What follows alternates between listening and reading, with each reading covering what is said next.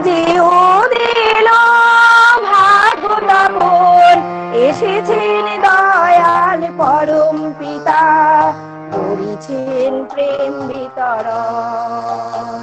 আজিও দিল ভাগবত এসেছেন দয়াল পরম পিতা, করেছেন প্রেম বিতরণ। তারা তুল চরণে লোভিয়া শরণ, ধন্য হলো প্রাণমন, করেছেন প্রেম বিতরণ। আজিও দিল ভাগবত এসেছেন দয়াল পরম পিতা, করেছেন প্রেম বিতরণ।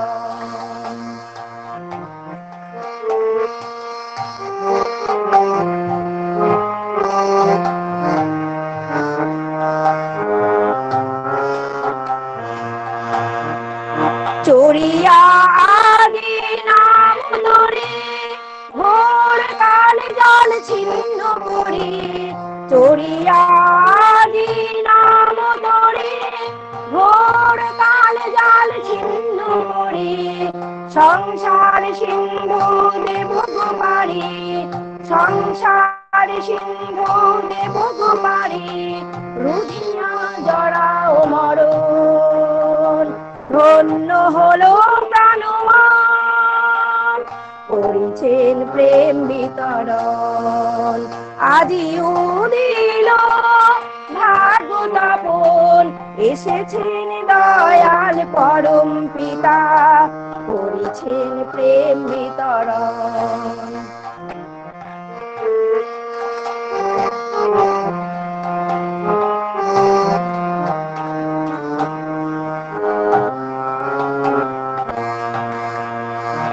আদি কারণ নিরঞ্জন ভক্ত বৎসল সাধনার ধন, আদি কারণ নিরঞ্জন ভক্ত বৎসল সাধনার ধন, সর্ব দুঃখ ভার করেন মোচন, সর্ব দুঃখ ভার করেন মোচন, বুঝিব তার শ্রীচরণ, ধন্য হলো প্রাণমন, করেছেন প্রেম বিতরণ।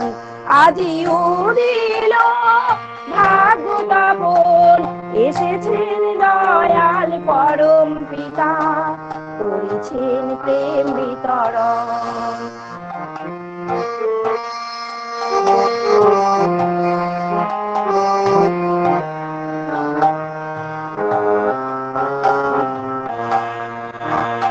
ধন্য ধন্য প্রভু বিশ্বদাতা, সর্বপাপহর মুক্তিদাতা, ধন্য ধন্য প্রভু বিশ্বদাতা, সর্বপাপহর মুক্তিদাতা, পুরুষোত্তম তব চরণ লোভী, পুরুষোত্তম তব চরণ লোভী, করিব সকল সাধন, ধন্য হলো প্রাণমন, করেছেন প্রেম বিতরণ।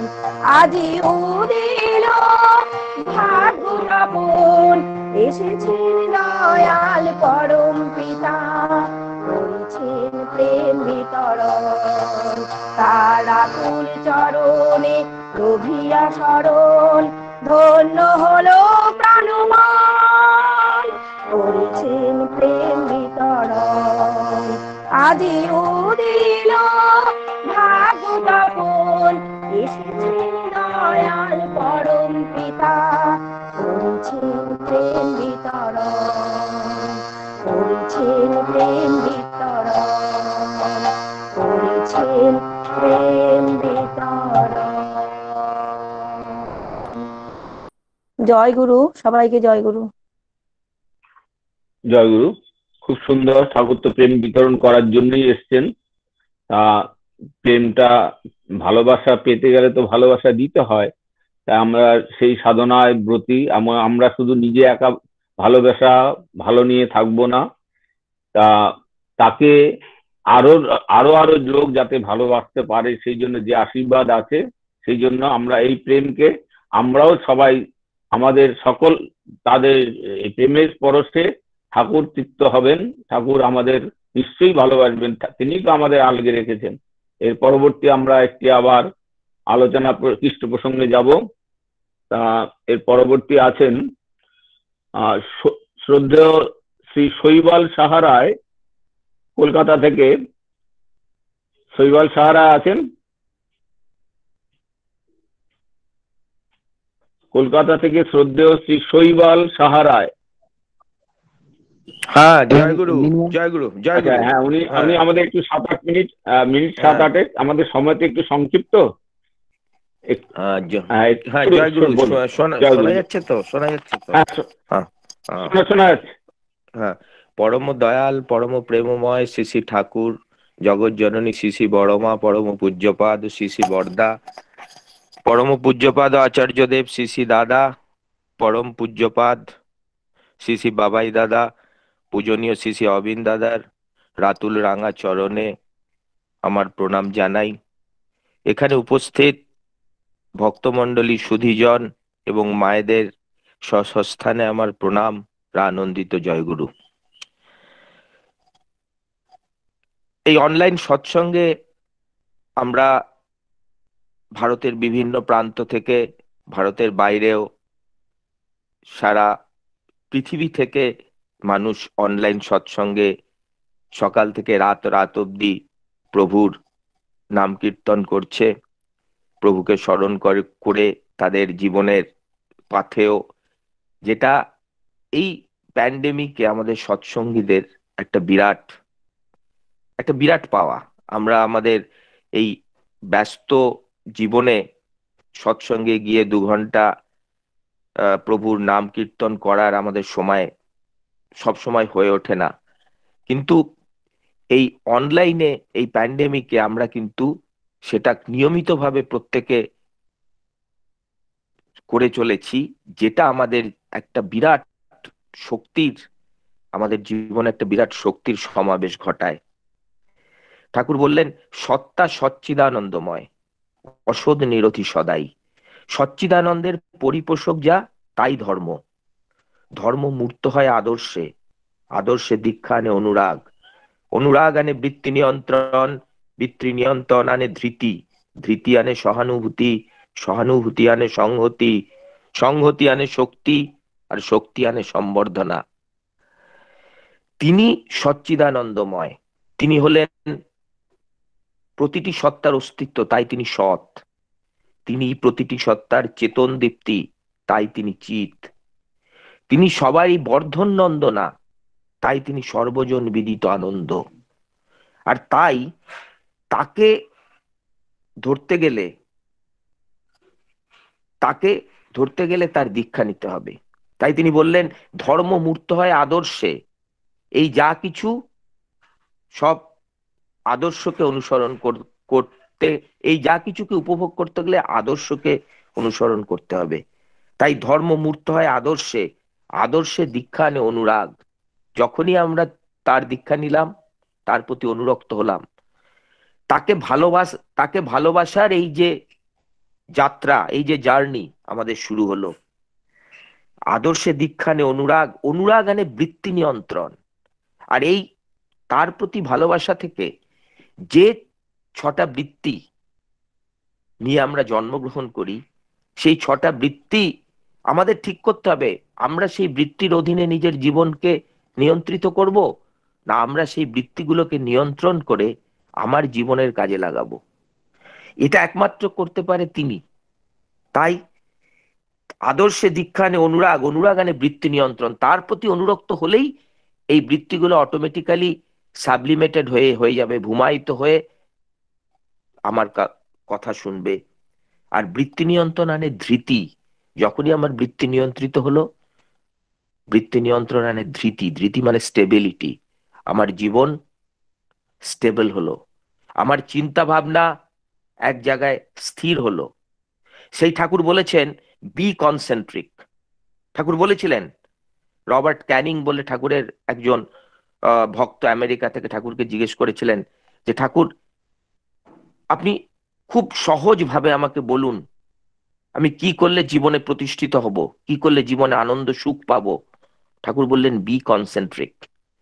আমরা যদি বিজ্ঞানের একদম শেষ, মানে বিজ্ঞানকে ভাঙতে ভাঙতে ভাঙতে ভাঙতে আমরা যেখানে পৌঁছই সেটা হচ্ছে পরমাণু। তাতে আমরা কি দেখি? কেন্দ্রর মধ্যে প্রোটন, তাকে কেন্দ্র করে ঘুরে চলেছে ইলেকট্রন। এই যে ঘূর্ণন, এই ঘূর্ণনটা কিন্তু স্টেবল, এর মধ্যে কিন্তু ইলেকট্রন ছিটকে বেরিয়ে যাচ্ছে না, যেহেতু সে কেন্দ্রের প্রতি আকৃষ্ট। প্রোটনটা ধনাত্মক কণা, ইলেকট্রনটা ঋণাত্মক কণা, তাই তারা একে অপরকে আকর্ষণ করছে। ঠাকুর কিন্তু আমাদের ঠাকুর কিন্তু ঠাকুর কিন্তু আমাদের কেন্দ্রে রয়েছেন, তাই তিনি সর্বতভাবে আমাদের আকর্ষণ করে চলেছেন। আমাদের কাজ হচ্ছে সেই আকর্ষণে সাড়া দেওয়া। তাহলে অনুরাগ আনে বৃত্তি নিয়ন্ত্রণ, যখনই বৃত্তি নিয়ন্ত্রণ এলো তখনই বৃত্তি নিয়ন্ত্রণ আনে ধৃতি। আমরা স্টেবল হলাম, আমাদের চলনাটা আস্তে আস্তে একটা মানে সত্তা পরিপোষিত হয়ে আমাদের চলনাটা আস্তে আস্তে একটা দিশা পেল। ধৃতি আনে সহানুভূতি। যখনই আমাদের মধ্যে স্টেবিলিটি আসবে, আমরা প্রত্যেক মানুষকে মনে করব সবাই ঠাকুরের সৃষ্টি, তাই প্রত্যেক মানুষের প্রতি আমরা সহানুভূতি সম্পন্ন হব। এই যে দেখুন, হিংসা ক্রোধ এই যে জিনিসগুলো, আমরা কারো উপর যখন রেগে যাই তখন আমরা তাকে পর পর করে দেই।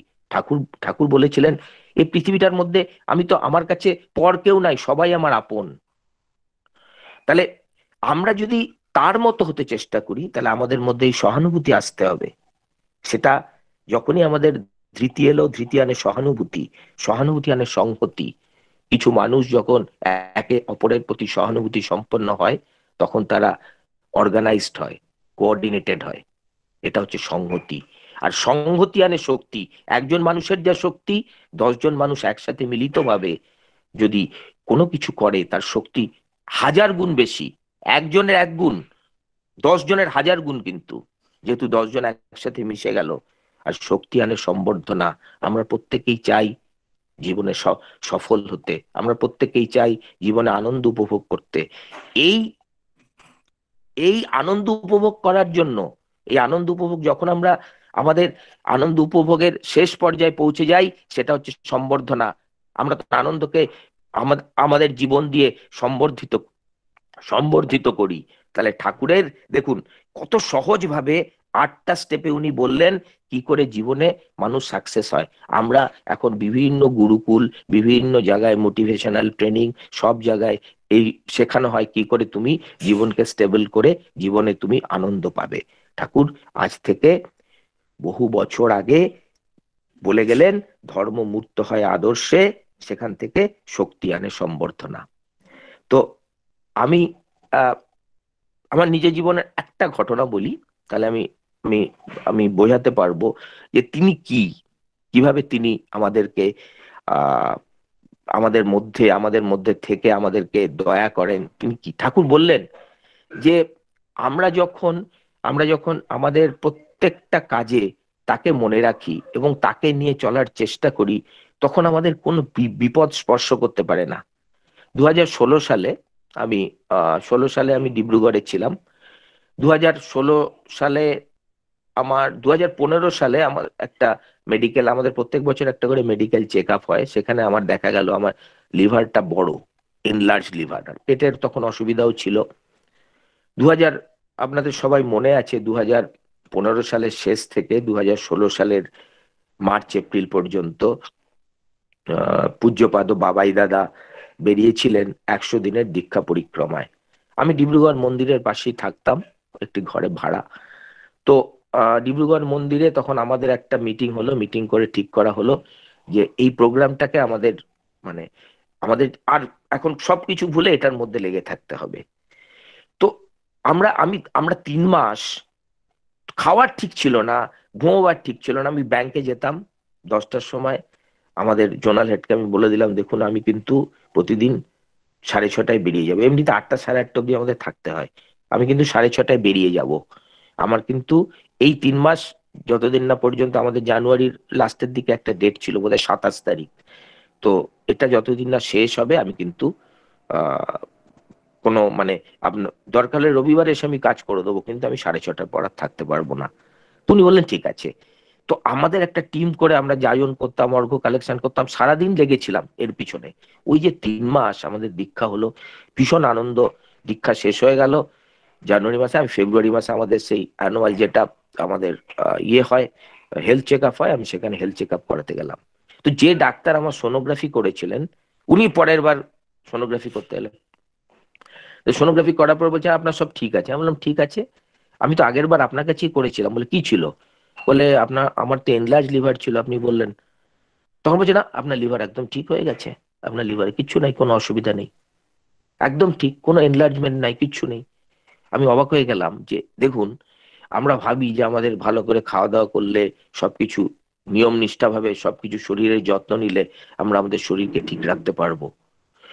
আমাদের, আমরা যদি প্রভুকে ঠিক রাখি, প্রভুর কাজটাকে ঠিক রাখি, যজন যাজন ইষ্টভৃতি সস্তেনি সদাচার, প্রভুর এই 5 নীতি যদি আমরা মেনে চলি, পৃথিবীতে আর কোনো কিছু করার, কোনো কিছু করার অবকাশ আমাদের জীবনে আর প্রয়োজনীয়তাই নেই। এই 5টাই আমাদের জীবনে বাঁচাবার আর নীতি, আর কিচ্ছু নেই। আমরা কোনো কিছু করে সাকসেসকে, কোনো কিছু করে সাফল্যকে আমরা করায়ত্ত করতে পারবো না যদি না আমাদের এই 5টা জিনিস ঠিক থাকে। জয় গুরু, বন্দে পুরুষোত্তমম। ঠাকুরের রাতুল রাঙা চরণে এখানে উপস্থিত প্রত্যেকটি মানুষের, প্রত্যেকটি গুরু ভাইয়ের পরিবারের শান্তি স্বস্তি কামনা করে শেষ করলাম। জয় গুরু।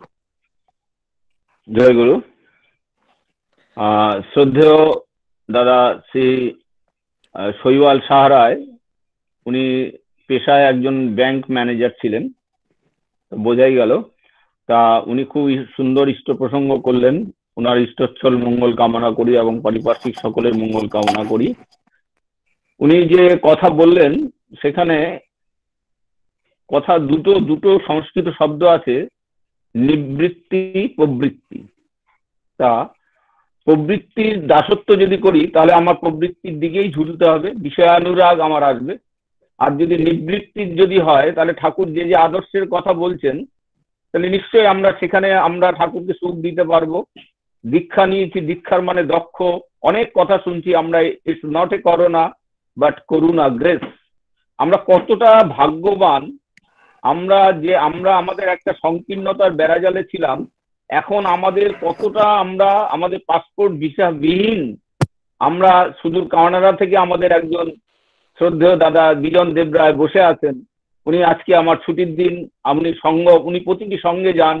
উনার যে শ্রদ্ধা, উনার যে নিষ্ঠা, উনার যে কারেজ, উনার যে কনভিকশন, আমি ভীষণভাবে স্যালুট করি, ভীষণভাবে শ্রদ্ধা করি।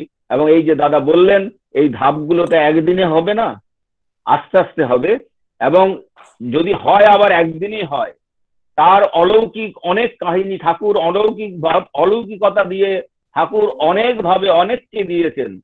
ক্যান্সার রোগীকে ভালো করলেন, তাকে বললেন তুমি এসব আহার ত্যাগ করো, আহার শুদ্ধ সত্য শুদ্ধ, আহার আহরণ। আবার আহারের অর্থ আহরণ। তাহলে আহার বললেন তুমি এই অমেদ্য কুমেদ্য খাবে না, ছেড়ে দিলেন খাওয়া। ঠাকুর নিরাকরণের পথ বলে দিলেন, খেলেন, সুস্থ হলেন। আবার তিনি কি হলো, যেই সুস্থ হলো আবার তিনি ধরলেন, চলে গেলেন তিনি পৃথিবী ছেড়ে। তাহলে এই ঠাকুর বিশ্বাসের, এই ঠাকুর নির্ভরতার, এই ঠাকুর অবলম্বনের। তাহলে আমরা এমন সদ্গুরু তো আর পাইনি। একটি তো খুব সহজ সরল, আবার ভাবলে অনেক জটিল। এখানে জটিলতার কোনো জায়গাই নেই, শুধুমাত্র বিশ্বাস নিষ্ঠা। আমার সত্যানুসরণকে বলছে বিশ্বাস নিষ্ঠা, শ্রদ্ধা বিশ্বাস 2 ভাই। তাহলে এর পরবর্তী আমরা একটি গান শুনে নেব।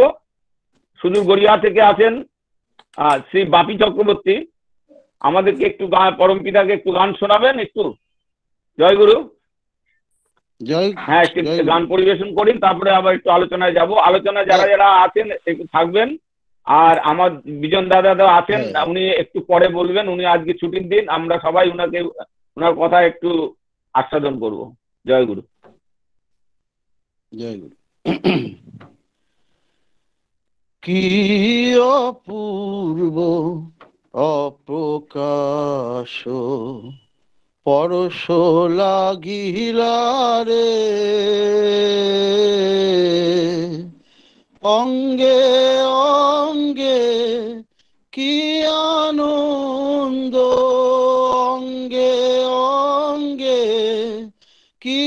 আনন্দ উর্মি জাগিলা রে, কি অপূর্ব অপ্রকাশ পরশ লাগিলা রে, কি অপূর্ব অপ্রকাশ পরশ লাগিলা রে, কি অপূর্ব অপ্রকাশ পরশ লাগিলা রে, অঙ্গে অঙ্গে কি আনন্দ, অঙ্গে অঙ্গে কি আনন্দ, অঙ্গে অঙ্গে কি আনন্দ, অঙ্গে অঙ্গে কি আনন্দ, অঙ্গে অঙ্গে কি আনন্দ, অঙ্গে অঙ্গে কি আনন্দ, অঙ্গে অঙ্গে কি আনন্দ, অঙ্গে অঙ্গে কি আনন্দ, অঙ্গে অঙ্গে কি আনন্দ, অঙ্গে অঙ্গে কি আনন্দ, অঙ্গে অঙ্গে কি আনন্দ, অঙ্গে অঙ্গে কি আনন্দ উর্মি জাগিলা রে, কি অপূর্ব অপ্রকাশ পরশ লাগিলা রে, মন প্রাণে শিহরণ বুদয়ে হিল্লোল, মন প্রাণে বুদয়ে হিল্লোল, জীবনে জাগিছে প্রাণ প্রেম রসফলন, জীবনে জাগিছে প্রাণ প্রেম রসফলন, দিগ দিগন্ত অভিনব, দিগ দিগন্ত অভিনব, দিগ দিগন্ত অভিনব, দিগ দিগন্ত অভিনব, দিগ দিগন্ত অভিনব, দিগ দিগন্ত অভিনব, দিগ দিগন্ত অভিনব, দিগ দিগন্ত অভিনব, দিগ দিগন্ত অভিনব, দিগ দিগন্ত অভিনব, দিগ দিগন্ত অভিনব, দিগ দিগন্ত অভিনব, দিগ দিগন্ত অভিনব, দিগ দিগন্ত অভিনব রঙ্গে সাজিলা রে, কি অপূর্ব অপ্রকাশ পরশ লাগিলা রে, কি অপূর্ব অপ্রকাশ পরশ লাগিলা রে, কি অপূর্ব অপ্রকাশ পরশ লাগিলা রে, দুঃখ চিত আমোদিত প্রণয় প্রমোদ, দুঃখ চিত আমোদিত প্রণয় প্রমোদ, পানে প্রিয় পারা পার অধর অমৃত, প্রাণে প্রিয় পারা পার অধর অমৃত, বজ্রনাথে বিশ্বপিতা বজ্রনাথে, বিশ্বপিতা বজ্রনাথে, বিশ্বপিতা বজ্রনাথে, বিশ্বপিতা বজ্রনাথে, বিশ্বপিতা বজ্রনাথে, বিশ্বপিতা বজ্রনাথে, বিশ্বপিতা বজ্রনাথে, বিশ্বপিতা বজ্রনাথে, বিশ্বপিতা বজ্রনাথে, বিশ্বপিতা বজ্রনাথে, বিশ্বপিতা বজ্রনাথে, বিশ্বপিতা বজ্রনাথে, বিশ্বপিতা বজ্রনাথে, বিশ্বপিতা বজ্রনাথে, বিশ্বপিতা বজ্রনাথে, বিশ্বপিতা বজ্রনাথে, বিশ্বপিতা বজ্রনাথে, বিশ্বপিতা বজ্রনাথে, বিশ্বপিতা বজ্রনাথে, বিশ্বপিতা অঙ্গে সাজিলা রে কি অপূর্ব অপ্রকাশ পরশ লাগিলা রে, কি অপূর্ব অপ্রকাশ পরশ লাগিলা রে, কি অপূর্ব অপ্রকাশ পরশ লাগিলা রে। জয় গুরু। জয় গুরু, খুব সুন্দর। মানে এত মুগ্ধ হয়ে গেলাম গানটা শুনে। দুটি শব্দ আমার মনে খুব গাচ্ছে। উপলব্ধি, ঠাকুরকে তো উপলব্ধি দিয়ে আস্বাদন করতে হয়, অনুভূতি দিয়ে আস্বাদন করতে হয়। তিনি তো আনন্দ, তিনি আনন্দ স্বরূপ, আমরা আনন্দের অংশ প্রত্যেকে। তাই তাকে আনন্দ দিতে গেলে তার পরশে যেতে হবে। পরশ আর আনন্দ, এই শব্দ দুটি আমাকে ভীষণভাবে নাড়া দিল। তা তার পরশে আমাদের পঞ্চ কর্মেন্দ্রিয়, জ্ঞানেন্দ্রিয় আছে। তাহলে এই যে জ্ঞানেন্দ্রিয়টা, এই যে পরশটা কিসে হয়? ত্বক দিয়ে। ত্বক দিয়ে আমরা এই বিষয়ের জিনিস, জাগতিক দিকে না, পরশটাকে অনুভূতির মধ্যে আনতে হবে।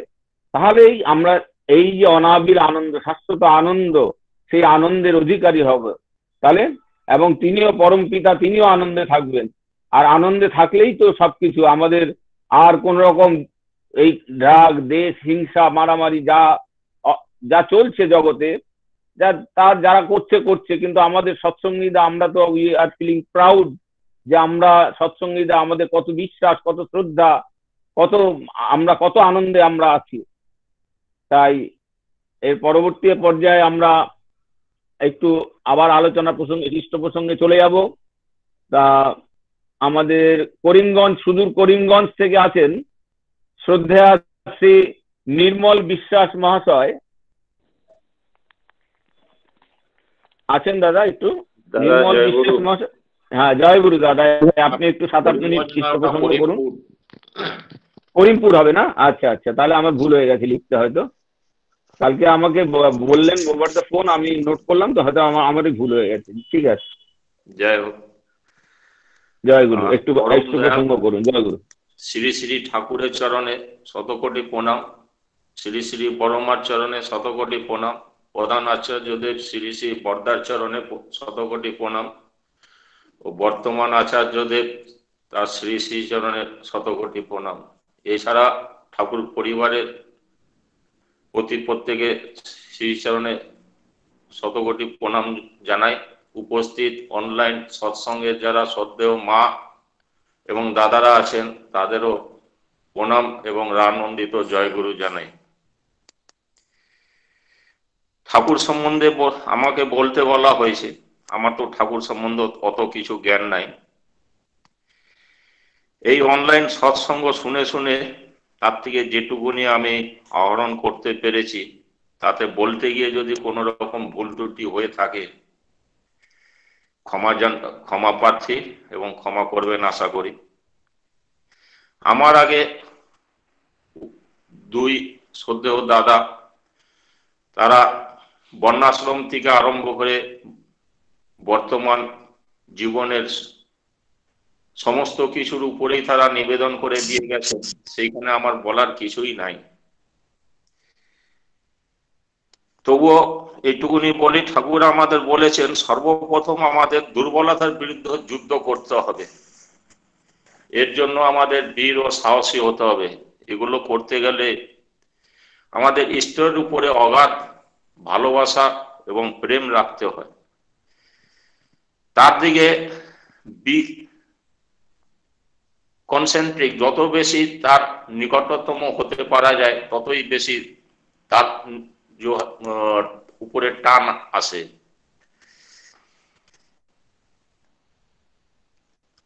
তো এর সম্বন্ধে উনি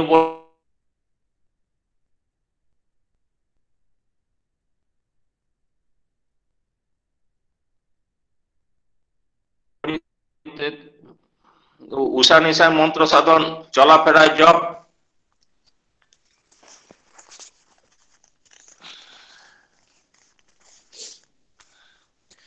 উনি সকাল এবং সন্ধ্যার প্রতিনিয়তই মানে সকাল এবং সন্ধ্যার সময় মন্ত্র পাঠের জন্য বলেছেন এবং চলাফেরা কাজকর্মের মধ্যে নাম করে যেতে বলেছেন। এই ইষ্টভীতি এবং নামই হচ্ছে একটা অণু ও পরমাণুর মতো। তার মধ্যে যদি কোন মানে যত মিলেমিশে থাকা যায়, যত তার উপরে ভক্তি আসে, তাতে তত বেশি আমরা মানে নিজেকে ব্যক্তি সম্পন্ন করে উঠতে পারি। তার উপরে যত টান প্রবল হয়, মানুষের উন্নতি এবং অগ্রগতিও ঠিক তত বেশি হয়ে ওঠে। উনি এরকমও মানুষকে মানে তার ভালোবাসা দিয়ে টেনে নিয়েছিলেন, যারা পরবর্তী পর্যায়ে ঠাকুরের অতি মানে বিশিষ্ট ব্যক্তি সম্পন্ন হয়ে উঠেছিলেন, যেরকম কিশোরীদা। তো ওনাকে কোথার থেকে কোথায় উনি ভালোবাসার দ্বারা নিজের দিকে ওনাকে উনি টেনে নিয়েছিলেন। আর পরে সেই কিশোরীদা মানে আমাদের কাছে একটা জ্বলন্ত উদাহরণ, যে ঠাকুরের প্রতি বা পুরুষোত্তমের প্রতি যত বেশি ভালো রাখা যায়, ভালো মানে যত বেশি টান হয়, তত বেশি আমরা নিজেদের ব্যক্তিত্বকে বা সমস্ত কিছুকে ইষ্ট বা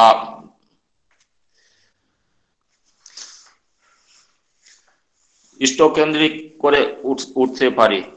তিনি আরো বলেছেন, ইষ্টনেশায় সৃষ্ট হয়ে আনুগত কীর্তির বেগে ব্যক্তিত্বটা তেমনি ফোটে সৎ সুষমার অনুরাগে। যার যত বেশি আনুগত আর কর্মক্ষমতা আছে, সে তত বেশি প্রিয় পরমের নিকটবর্তী হতে পেরেছে। আমার তো সেরকম বেশি কিছু নাই অভিজ্ঞতা,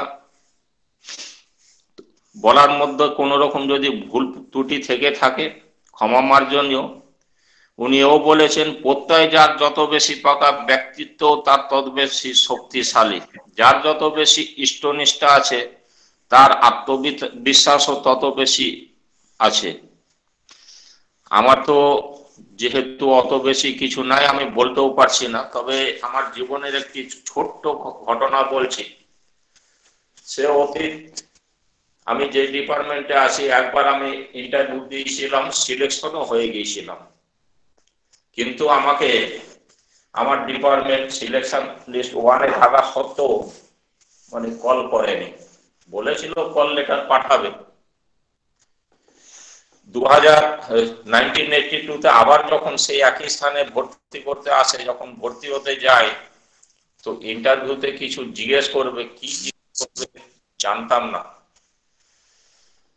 আমি লোকাল একজন ইঞ্জিনিয়ারের কাছে গিয়ে তার কাছে কিছু গাইডেন্স নিই। তো তখন উনি বলেছিলেন, এই যে ফটোটা তুমি দেখছো, এনাকে কাল যাবার আগে স্মরণ করে যেও, দেখবে তুমি তোমার জীবনে সাকসেস হবে। পরবর্তী যেদিন ইন্টারভিউতে গেলাম, ওনাকে স্মরণ করে, আমি তখনও মন্ত্র নিইনি, তো এবারে আমি সিলেকশন হয়ে আমার চাকরিতে আমি যোগান দিয়েছি। আজ দীর্ঘ 38 বছর ধরে আমার জীবনে, চাকরি জীবনে আছি। এই যে দীক্ষা না নিয়েও আমি তাকে যে স্মরণ করে গিয়েছিলাম, উনি আমাকে আজও 2 হাত দিয়ে নিজের কাছে টেনে রেখেছেন। ঠাকুর যে বলে গিয়েছিলেন যে আচার্য পরম্পরায় সবকিছু, আমি জানতাম না কিভাবে চলতে হয় বা কিছু। আমি দীক্ষা নিয়েছিলাম, চলে গেছি চাকরির জীবনে এদিক ওদিক, নর্থ ইস্ট নর্থ ওয়েস্ট জঙ্গলেই থেকেছি। কোনোদিন না কোনো সৎসঙ্গের সুযোগ পেয়েছি না কিছু। আজকে এই আপনাদের অনলাইন সৎসঙ্গে যেটুকুনি জানতে পারছি বা করতে পারছি, যে প্রিয় পরমকে ধরতে পারলে সব কিছু। তো ওই দিন আমি ঠাকুরের শিষ্য না নিয়েও উনি যে আমাকে তার শ্রীচরণে স্থান দিয়েছিলেন, পরবর্তী পর্যায়ে আমি 83-তে 2রা মার্চ আমার ঋত্বিক দাদা স্বর্গীয় মহাদেব পোদ্দারের মাধ্যমে দীক্ষিত হয়েছিলাম। জীবনের অনেক রকমের অ্যাক্সিডেন্ট, প্রতি পদক্ষেপে চাকরি জীবনে যে কত অ্যাক্সিডেন্টের থেকে উনি বাঁচিয়েছেন তার কোনো ইয়ে নেই। সকালবেলায় খালি কি নিয়মে চলতে হতো জানতাম না, ঘুম থেকে উঠে ইষ্টভীতি করতে হতো এটাই জানতাম, প্রার্থনা করতে হতো স্নানের পরে, আর সন্ধ্যেবেলায় অফিস থেকে এসে সান্ডারনি করতাম, এইটুকুনি।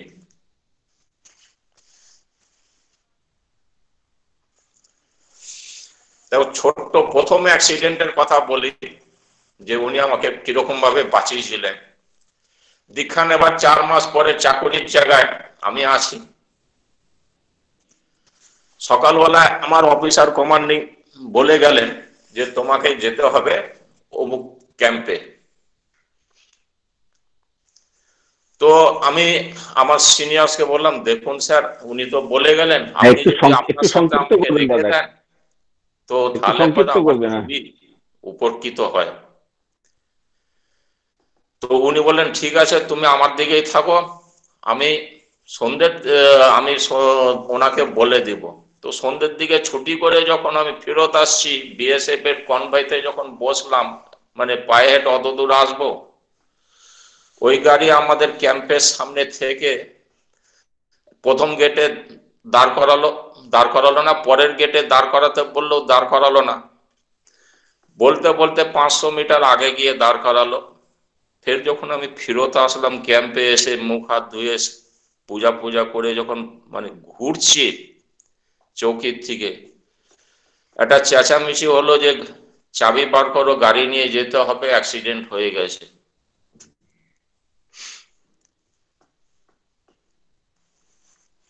গেলাম অ্যাক্সিডেন্টের জায়গায়, গিয়ে দেখলাম যেই গাড়িতে আমরা বসেছিলাম আমাদের ডিপার্টমেন্টের 2 জন, সেই গাড়িটি অ্যাক্সিডেন্ট হয়েছে। আমাকে কিভাবে রক্ষা করলেন, আমাকে তো বলেছিলেন যে যেই দিকে গাড়িটা যাচ্ছিল অ্যাক্সিডেন্ট পয়েন্ট থেকে আর 2 কিলোমিটার আগেই আমাকে ওই ক্যাম্পে গিয়ে ডিউটি করতে হতো।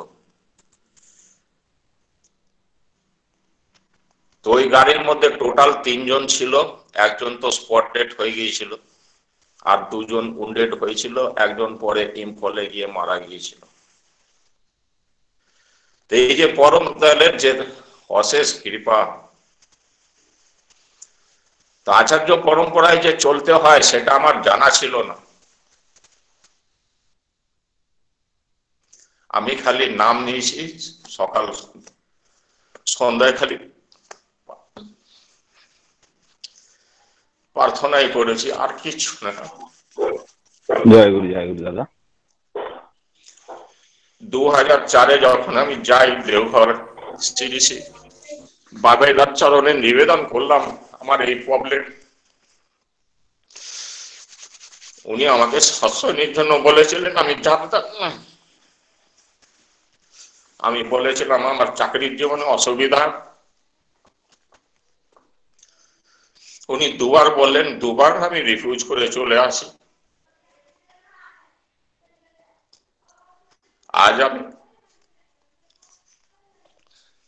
আজকে যদি ওনার কথা মানতাম তাহলে হয়তো আমার জীবনটা বিকেন্দ্রিক হতো না।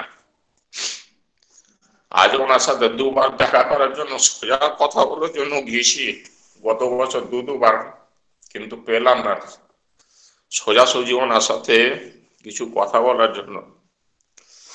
ভায়া হয়ে কথা হলো, কিন্তু মানে যেটা আমার মনের যেটা ছিল, কেন ওনাকে আমি রিফিউজ করে দিয়েছি, সেই জন্যই হয়তো উনি আমাকে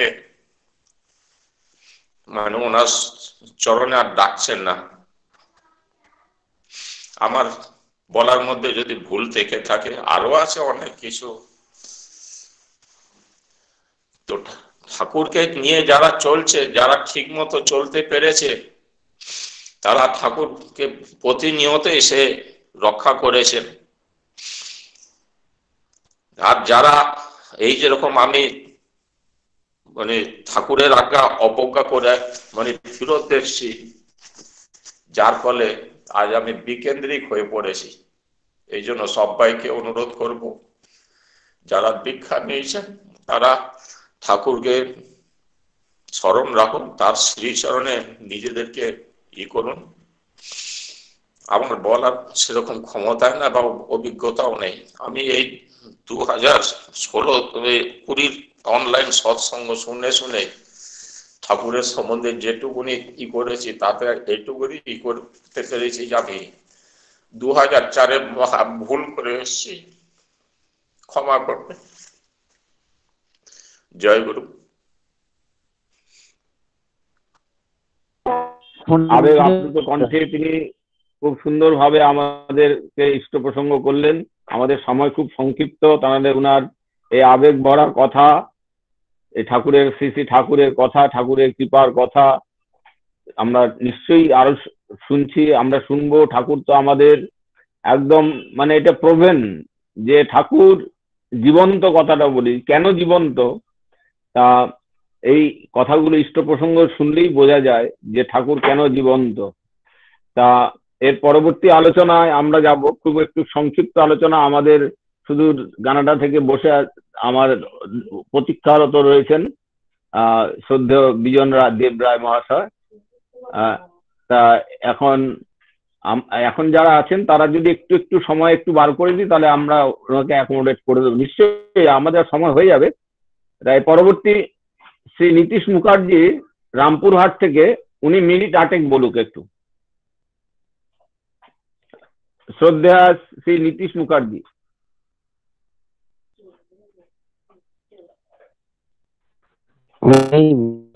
আসেন। আচ্ছা, পরবর্তী শিলচর থেকে শ্রদ্ধেয় বিজন বিশ্বাস মহাশয়, উনি একটু 6-7 মিনিট একটু কাইন্ডলি একটু বলুন, দয়া করে একটু ইষ্ট প্রসঙ্গ করুন ঠাকুরের। জয় গুরু। শোনা যাচ্ছে? হ্যাঁ, শোনা যাচ্ছে, বলুন বলুন। পরম প্রেমময় শ্রী শ্রী ঠাকুর অনুকূল চন্দ্রের রাতুল চরণে আমার শতকোটি প্রণাম। পরমাধ্যা জগৎ জননী শ্রী শ্রী বড়মার চরণে শ্রী শ্রী শতকোটি প্রণাম। পরম পূজ্যপাদ শ্রী শ্রী বরদার শ্রী চরণে শ্রী শতকোটি প্রণাম। শ্রী শ্রী আচার্যদেব দাদা শ্রী শ্রী পূজ্যপাদ বাবাই দাদা চরণে আমার শতকোটি প্রণাম। উপস্থিত অনলাইন ঋত্বিক দাদারা এবং ইষ্টপ্রাণ দাদা ও মায়েদের প্রতি রইল আমার যথাযথ শ্রদ্ধা আনন্দিতরা ও জয় গুরু।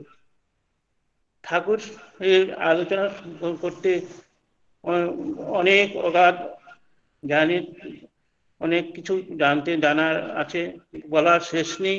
ঠাকুর সম্বন্ধে বলতে গেলে অনেক কিছু বলতে হয়। যাই হোক, আমি একটু সংক্ষিপ্ত এই আলোচনা একটু আমি বলছি।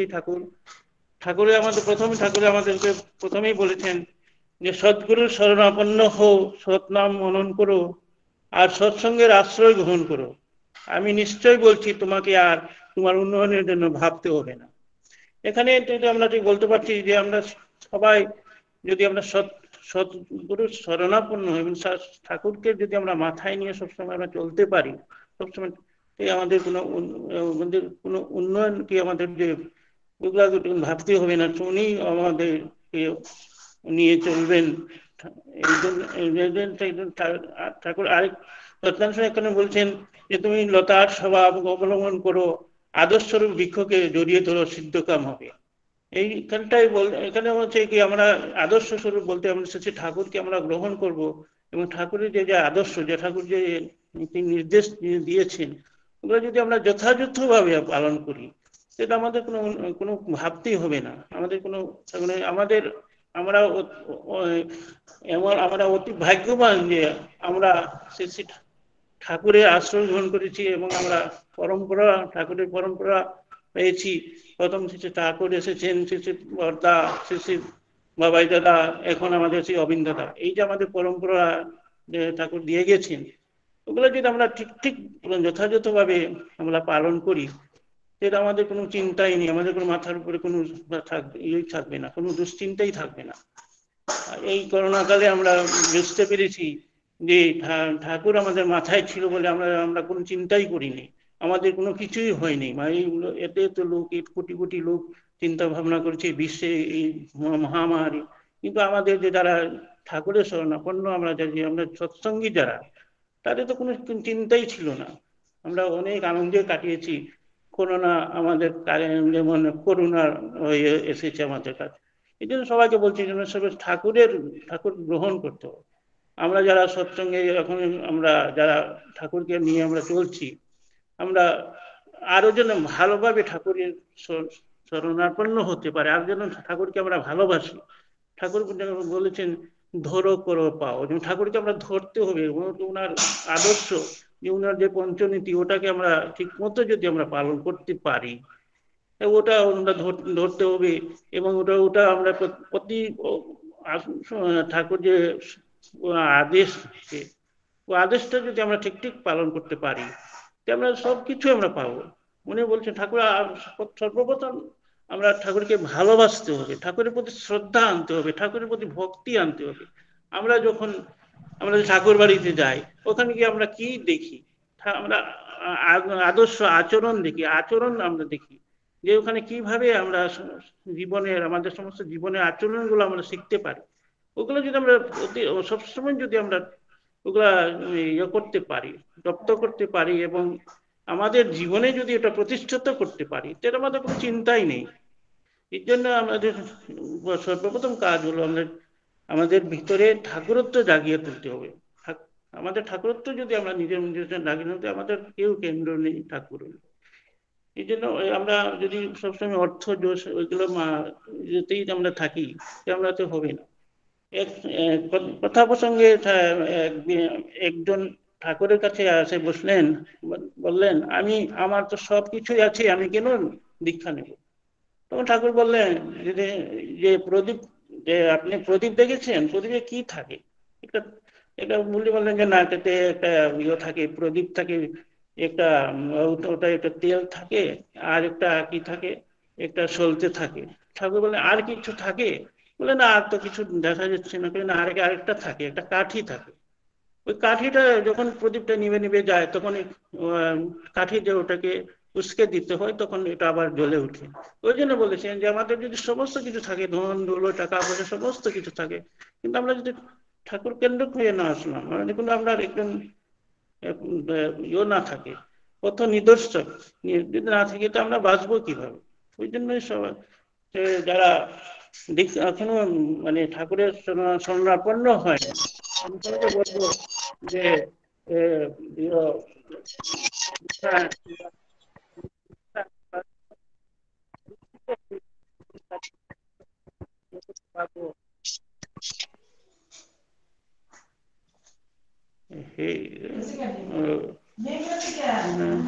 হ্যালো, হ্যাঁ, নেটে ডিস্টার্ব হচ্ছে, একটু শোনা যাচ্ছে না।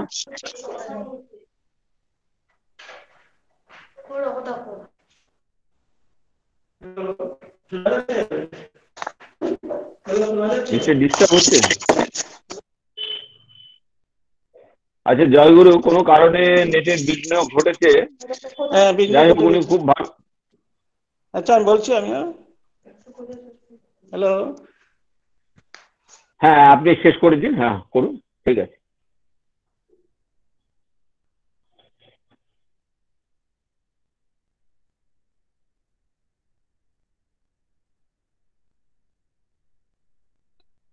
হ্যাঁ শোনা যাচ্ছে না? আচ্ছা ঠিক আছে, পরবর্তী আবার ওনার কথা শুনবো। লাইনের একটা বিভ্রাট ঘটছে, আমরা তো এটা ভার্চুয়াল করছি, এখানে উনি শুধু শিলচর থেকে বলছেন, তা হ্যাঁ, হ্যাঁ। উনি। আচ্ছা, হ্যালো, আমি বলছি, আমার একটা ছোট ঘটনা বলছি, আমার জীবনে একটা ঘটনা বলে আমি শেষ করব। আমাদের একটু সংক্ষিপ্ত সময় দাদা আজকে। আচ্ছা ঠিক আছে, আমি সামান্য 2 মিনিট বলবো আর কি। হ্যাঁ হ্যাঁ, 2 মিনিট আর শেষ কর। আমাদের এই যে শিলং মানে আপনাদের নাম শুনেছেন, পরম পূজ্যপাদ দাদার সব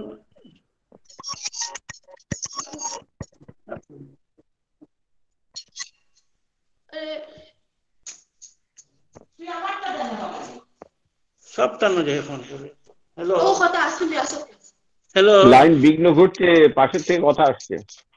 ও আচ্ছা আচ্ছা, তো জয়গুরু, আমি এখানে সবার আমি ক্ষমা পাচ্ছি, আমি ঠিক বলতে পারলাম না। না আমি ক্ষমা কিছু নেই, এটা ভার্চুয়াল, শুনুন এটা অনলাইনে ভার্চুয়াল আমরা করছি, তো আমরা এই যে ঠাকুরের সঙ্গে সংশ্লিষ্ট অবস্থায় থাকা, করোনা আমাদের কাছে এত আশীর্বাদ হয়ে আছে, তো এটা হচ্ছে নিরবচ্ছিন্ন ভাবে তৈল ধারাবহত, আমরা তার কথা ইষ্ট প্রসঙ্গ শুনেই যাচ্ছি।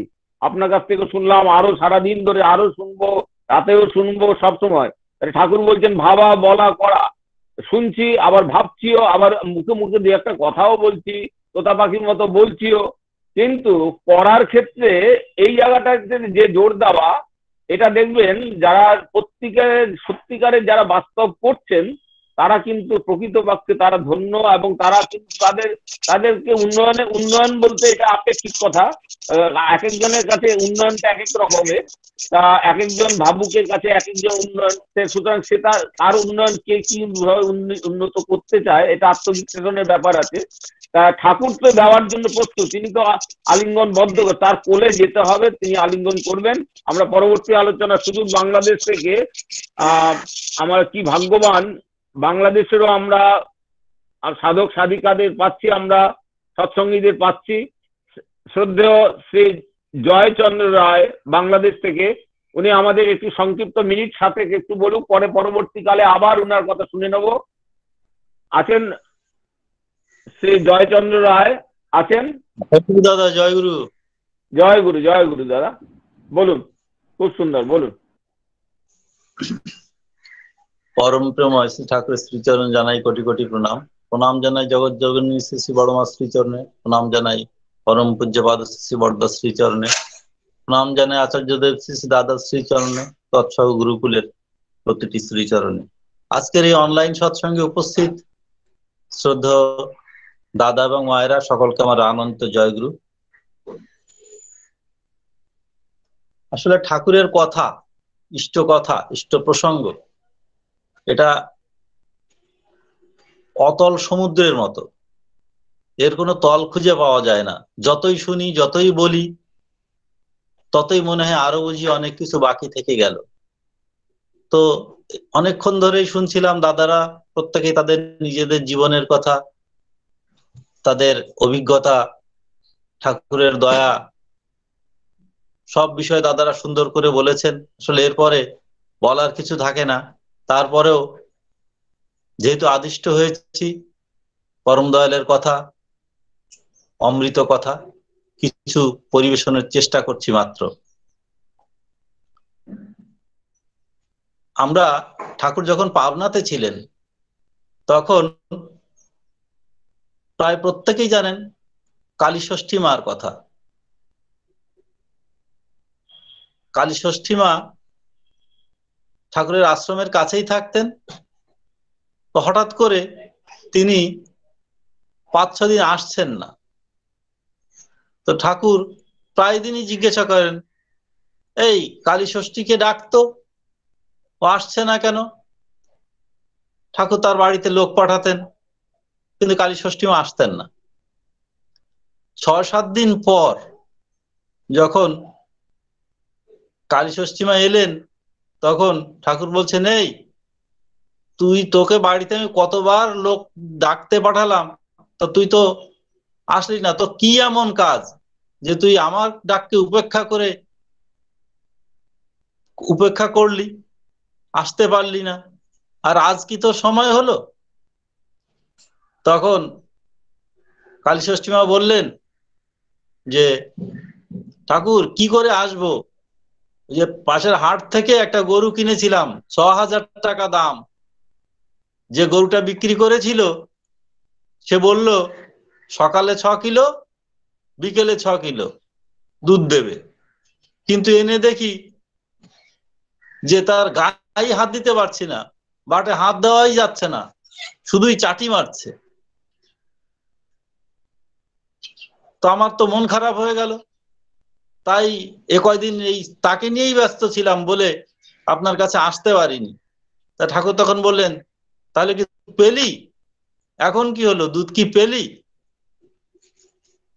তো তখন কালী ষষ্ঠী মা বললেন, আগে আজ পেয়েছি।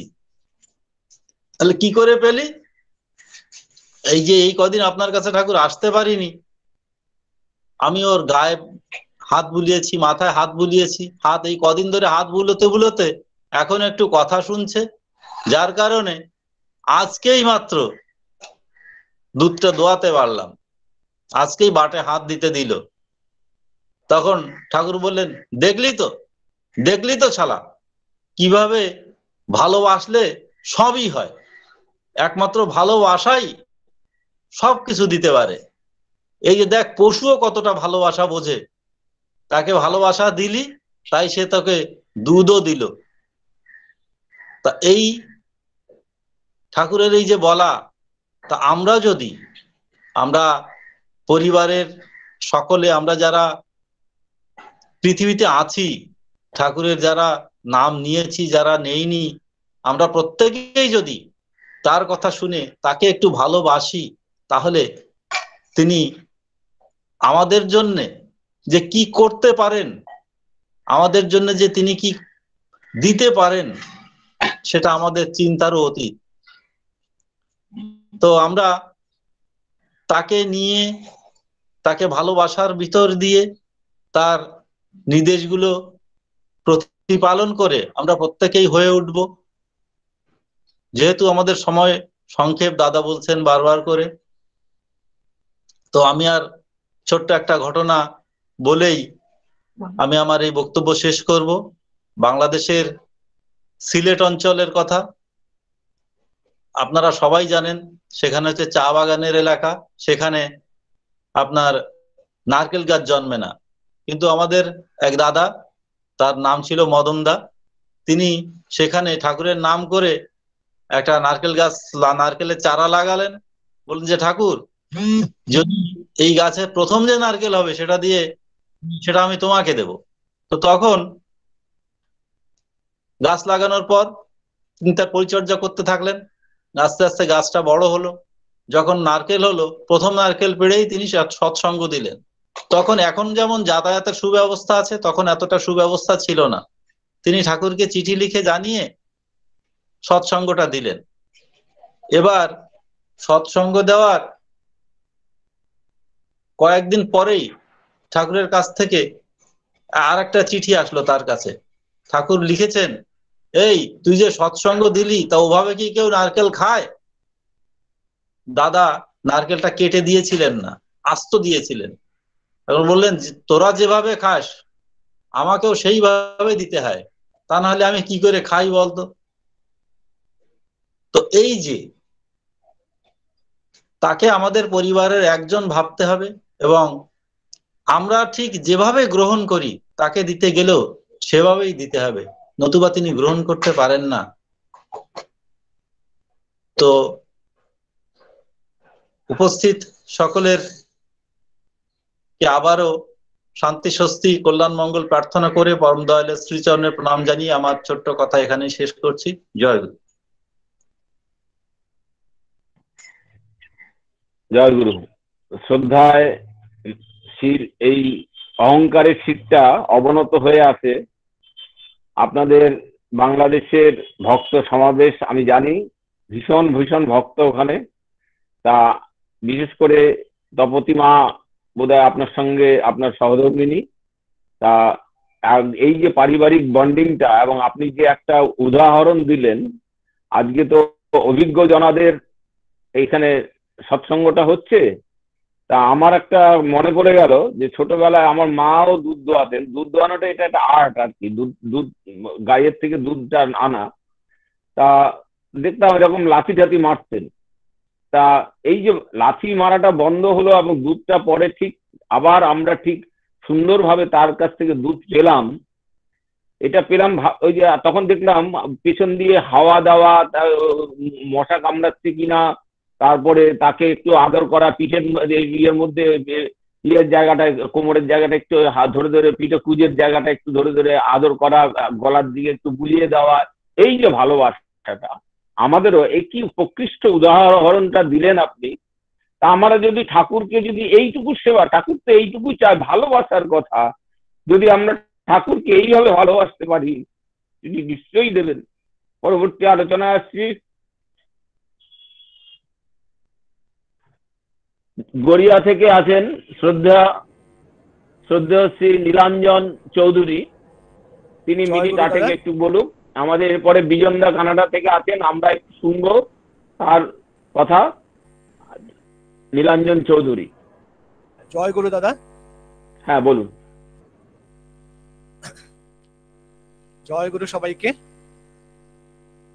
পরম দয়াল পরম প্রেমময়। হ্যাঁ আপনি বলুন বলুন, মিনিট 5-6 বলুন আপনি। আপনার হ্যাঁ হ্যাঁ হ্যাঁ ঠিক আছে। পরম দয়াল পরম প্রেমময় শ্রী শ্রী ঠাকুর অনুকূল চন্দ্রে রাতুল চরণে জানাই প্রণাম। পরমারাধ্যা জগৎ জননী শ্রী শ্রী বড়মার রাতুল চরণে জানাই প্রণাম। পরম পূজ্যপাদ শ্রী শ্রী বর্দার শ্রীচরণে জানাই প্রণাম। পরম পূজ্যপাদ আচার্য দেব শ্রী শ্রী দাদার শ্রীচরণে জানাই প্রণাম। পরম পূজনীয় শ্রী শ্রী বাবাই দাদার শ্রীচরণে জানাই প্রণাম। এই ভার্চুয়াল সৎসঙ্গে সকল ইষ্টপ্রাণ দাদা ও মায়েদের জয়গুরু জানিয়ে আমি আমার সংক্ষিপ্ত আলোচনা একটু শুরু করছি। দীক্ষা কেন নেব, এটা কাউকে বলতে গেলে এটা প্রায় শোনা যায় যে হ্যাঁ দীক্ষা কেন নেব, আমি তো ভালোই আছি, গাড়ি আছে, বাড়ি আছে, প্রচুর সম্পত্তি আছে, তো দীক্ষা নিয়ে কি হবে। আমাদের মনুষ্য জীবনের মূল যে আমাদের যে মানে মূল উদ্দেশ্যটা সেটা কি, সেটা হচ্ছে ঈশ্বর প্রাপ্তি। ঈশ্বর প্রাপ্তি বলতে কি বোঝায়, যে ঈশ্বর সামনে চলে আসবেন ওই হয়ে গেল প্রাপ্তি না। ঈশ্বরত্ব প্রাপ্তি মানে তার আচরণ, তার চলা বলা, কিভাবে তিনি, তার আচরণটা কেমন, সেইগুলো যদি আমরা আমাদের মধ্যে নিতে পারি তখনই আমাদের সেই ঈশ্বরত্বটা বুঝতে পারবো, ইয়ে করতে পারবো। তো ঠাকুরকে জিজ্ঞেস করছে, ঠাকুর দীক্ষা নিয়ে কি হবে? ঠিকই তো আছে, সবই তো ভালোই আছে। ঠাকুর তখন শাস্ত্রে একটি গল্প আছে সেইটা বললেন, সেইটা থেকে বোঝা যাবে দীক্ষাটা কেন নিতে হয়। আমরা জানি যে নর্থ সাইডে যে আমরা উত্তর দিকে যে একটা দেখতে পাই একটা তারা, তাকে বলা হয় পোল স্টার, মানে ধ্রুব তারা। সেই ধ্রুবকে নিয়ে গল্পটা। সে তখন খুবই ছোট, তার বাবা রাজা, তিনি যুদ্ধ জয় করে এসছেন, তার সিংহাসনে বসেছেন, ধ্রুব গিয়ে সঙ্গে সঙ্গে তার কোলে উঠে বসেছে। এর মধ্যেই এই রাজার দ্বিতীয় রানী সে এসে ধ্রুবকে ওখান থেকে নামিয়ে দিয়েছে, নিয়ে নিজের ছেলেকে বসিয়ে দিয়েছে। ধ্রুব জিজ্ঞেস করলো, আমি কেন আমার বাবার কোলে বসতে পারবো না? তখন সেই রানী বলছে, এটা তুমি গিয়ে নারায়ণকে জিজ্ঞেস করো। তখন সে বলেছে, নারায়ণ কোথায় থাকেন? যে তুমি যাও জঙ্গল এসব ক্রস করে গিয়ে তপস্যা করো, তখন সে সেই রাতেই ছোট ছেলেটা বাড়ি থেকে বেরিয়ে গেল।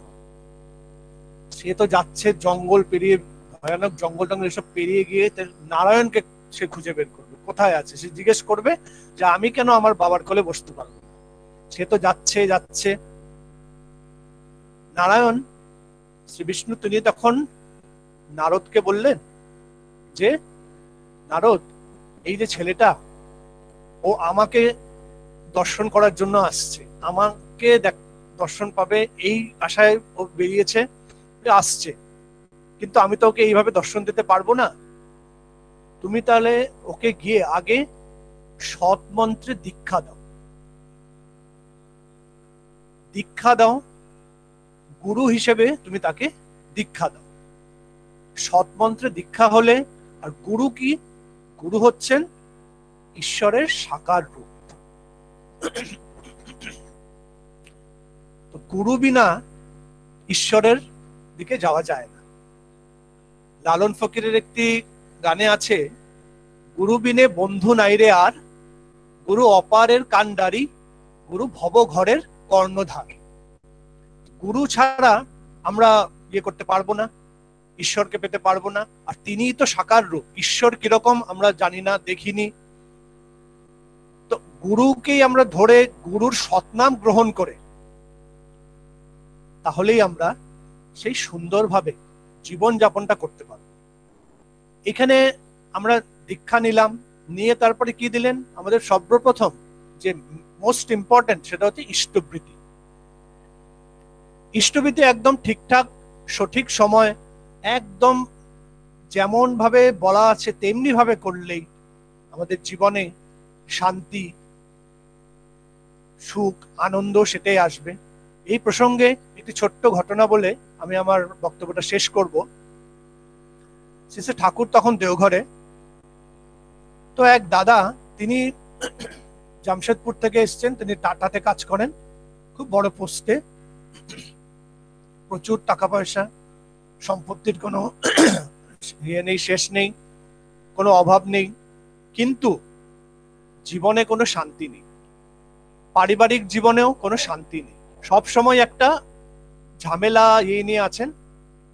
তো ঠাকুরকে এসে বলছেন, ঠাকুর, সম্পত্তির কোনো অভাব নেই, কিছুই নেই, কিন্তু আমার জীবনে কোনো শান্তি নেই, আমার পারিবারিক জীবনেও সব সময় একটা ঝামেলা। ঠাকুর বললেন, একটা কাগজ নে আর একটা কলম নে, একদিকে লিখবি তোর আয় কত, আরেকদিকে লিখবি তোর ব্যয় কত। সে লিখলো, একদিকে আয়, আরেকদিকে সব লিখলো, এখানে এই খরচা, সেখানে সেই খরচা, এই করে করে করে লাস্টে কুকুরের জন্য এত খরচা, এরকম করে লিখলো, ঠাকুরকে দিল। ঠাকুর বললেন, দেখলেন, দেখে বললেন, আমি কই? তখন বুঝে লাস্টের দিকে একটু ওই ঠাকুরের জন্য এটা লিখেছে। ঠাকুরকে বললেন, এইখানে না, সবার আগে, সব কিছুর আগে। সে তখন বুঝতে পারলো যে হ্যাঁ, ঠাকুর কে প্রথম হচ্ছেন ঠাকুর, তারপরে অন্য কিছু। এই ইষ্টবৃত্তির মাধ্যমে আমরা ভালো করে করলে সেটা তখনই আমরা এই মর্মটা বুঝতে পারবো।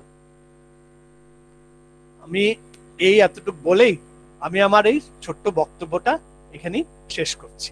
জয় গুরু দাদা, সবাইকে জয় গুরু। জয় গুরু, খুব সুন্দর। তা আমাদের সময় সংক্ষিপ্ত, তা না হলে তো আমাদের সুদূর কানাডা থেকে শ্রদ্ধেয় বিজন দেব রায় আছেন, উনি আমাদের একটু ইষ্ট প্রসঙ্গ করবেন। আপনারা সবাই থাকবেন, ওনার দরকার হলে ধ্বনির পরে আমরা নির্দিষ্ট সময় ধ্বনি দিয়েও ওনার তারপরে ওনার ধন্যবাদ জ্ঞাপন, ওনার কথা শুনবো, ওনার অমৃতময় কথা, ওনার ভীষণ মানে উদ্দীপ্ত, আমরা আমাদের অনুপ্রাণিত করে সেই কথা শুনবো। তার জন্য একটু থাকবেন। আমরা এখানে আমি দেখে নিলাম 83 জন, প্রায় 85 জনের মতো আমরা আছি। জয় গুরু। আর যিনি এইমাত্র তার কথা শুনলাম, তার ইষ্টচর মঙ্গল কামনা করি। জয় গুরু। বিজন দেব রায়, শ্রদ্ধেয় বিজন দেব রায়। দাদা জয় গুরু। দাদা, আপনি কি সৎসঙ্গটা ফর্মালি শেষ করে দিবেন? তারপরে যতজনই থাকে আমি কথা বলি, তাহলে আমাদের নিয়ম রক্ষা হলো, আমরা কথাও বললাম শান্তিতে। হ্যাঁ, এটা হতে পারে, এটা হতে পারে, এটা হতে পারে। তাহলে রাধে রাধে কীর্তন করবেন, জয় রাধে করবেন, একটু আমাদের উনি কীর্তনটা পরিবেশন করুন। নেপাল সর্দার মহাশয় গড়িয়া থেকে জয় রাধে কীর্তনটা ধরুন। জয় গুরু, জয় গুরু দাদা। জয় গুরু।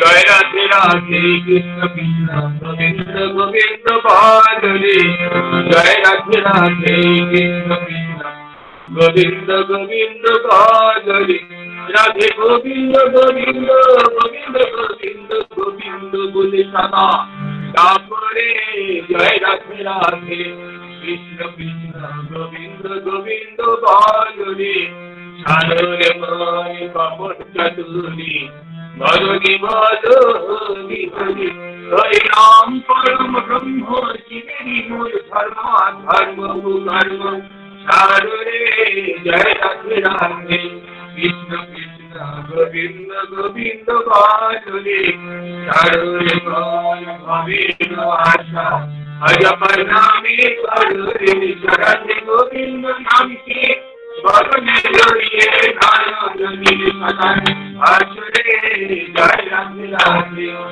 কৃষ্ণ কৃষ্ণ গোবিন্দ গোবিন্দ গোবিন্দ গোবিন্দ গোবিন্দ গোবিন্দ গোবিন্দ আসরে জয় রাধে রাধে কৃষ্ণ কৃষ্ণ গোবিন্দ গোবিন্দ বাজরে সারলে বালি কাপড় চতুরি বলনি মালো হরি হরি হরি বল হরি বল হরি বল হরি বল হরি বল হরি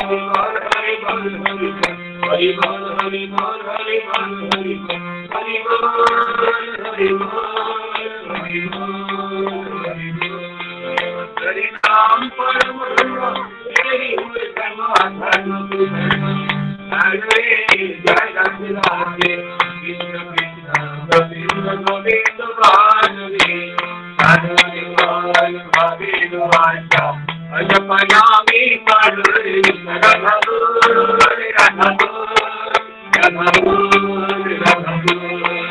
রাধা বল রাধা বল রাধা বল রাধা বল রাধা বল রাধা বল রাধা বল রাধা বল রাধা বল রাধা বল রাধা বল রাধে গোবিন্দ নাম কি বলে লইয়ে ধরণী সদা আসরে জয় রাধে রাধে কৃষ্ণ কৃষ্ণ গোবিন্দ গোবিন্দ বলে রাধে গোবিন্দ গোবিন্দ গোবিন্দ গোবিন্দ গোবিন্দ বলে সদা তারপরে জয় রাধে রাধে কৃষ্ণ কৃষ্ণ গোবিন্দ গোবিন্দ বলে জয় রাধে রাধে কৃষ্ণ কৃষ্ণ গোবিন্দ গোবিন্দ বলে। জয় গুরু জয় গুরু জয় গুরু। খুব সুন্দর জয় রাধে কীর্তন শুনলাম। এবার আমাদের মল্লিকপুর থেকে শ্রদ্ধেয় তারক মন্ডল আমাদের ধ্বনি একটু ধ্বনি দিয়ে দিন একটু। তারক মন্ডল ধ্বনি দেওয়ার পর কেউ যাবেন না, শ্রদ্ধ বিজন দেব রায় আছেন। উনি আছেন, তা নাহলে আমি দেবো। জয় গুরু। তারকদা তুমি আছো? তারকদা আপনি দিয়ে দিন। হ্যাঁ আমি দিই। হ্যাঁ তারকদা দিন, বলুন।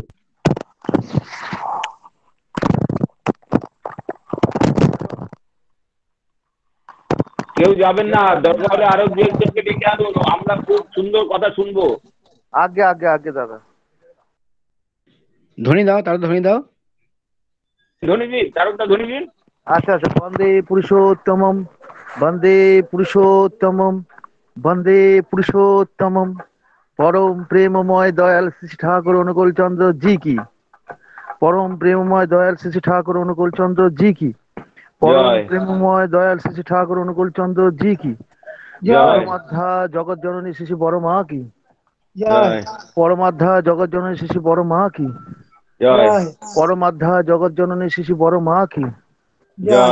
পরম পূজ্যপাদ আচার্যদেব শ্রী বর্দা কি। পরম পূজ্যপাদ আচার্যদেব শ্রী বর্দা কি। পরম পূজ্যপাদ আচার্যদেব শ্রী বর্দা কি। পরম পূজ্যপাদ আচার্যদেব শ্রী দাদা কি। পরম পূজ্যপাদ আচার্যদেব শ্রী দাদা কি। পরম পূজ্যপাদ আচার্য শ্রী দাদা কি। পূজনীয় বাবাই দাদা কি। সৎসঙ্গ কি। বন্দে আর্য পিতৃম বন্দে মাতৃবর্গম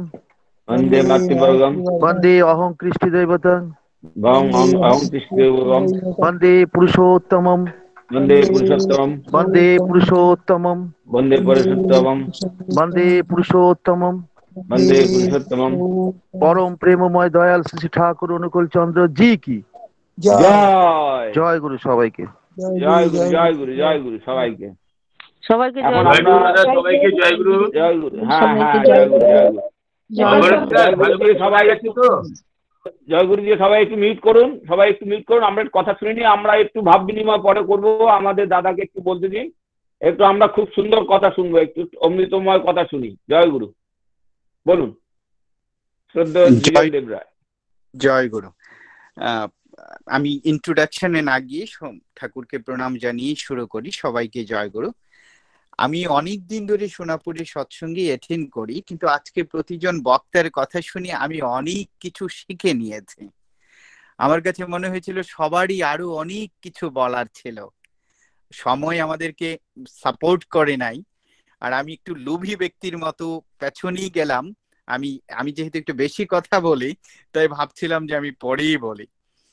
দুটা কথা দিয়ে শুরু করি। বাংলাদেশের যে দাদা কথা বলেছিল মাটির কথা, কালী ষষ্ঠী মা, ঠাকুরের যে উক্তিটা ঠাকুর করেছিলেন, কালী ষষ্ঠী মা মূলত গাভীটা কিনেছিলেন রোহিণীর হাট থেকে, এবং ঠাকুরের কাছে আসার পরে ঠাকুর যে উক্তিটা করেছিলেন, তোর গর্বে তো তোর মাটিতে পায়েই পড়ে না, যখন বর্ণনা করলেন তখন বলেছিলেন তাহলে তুই আজকে এলি কিভাবে?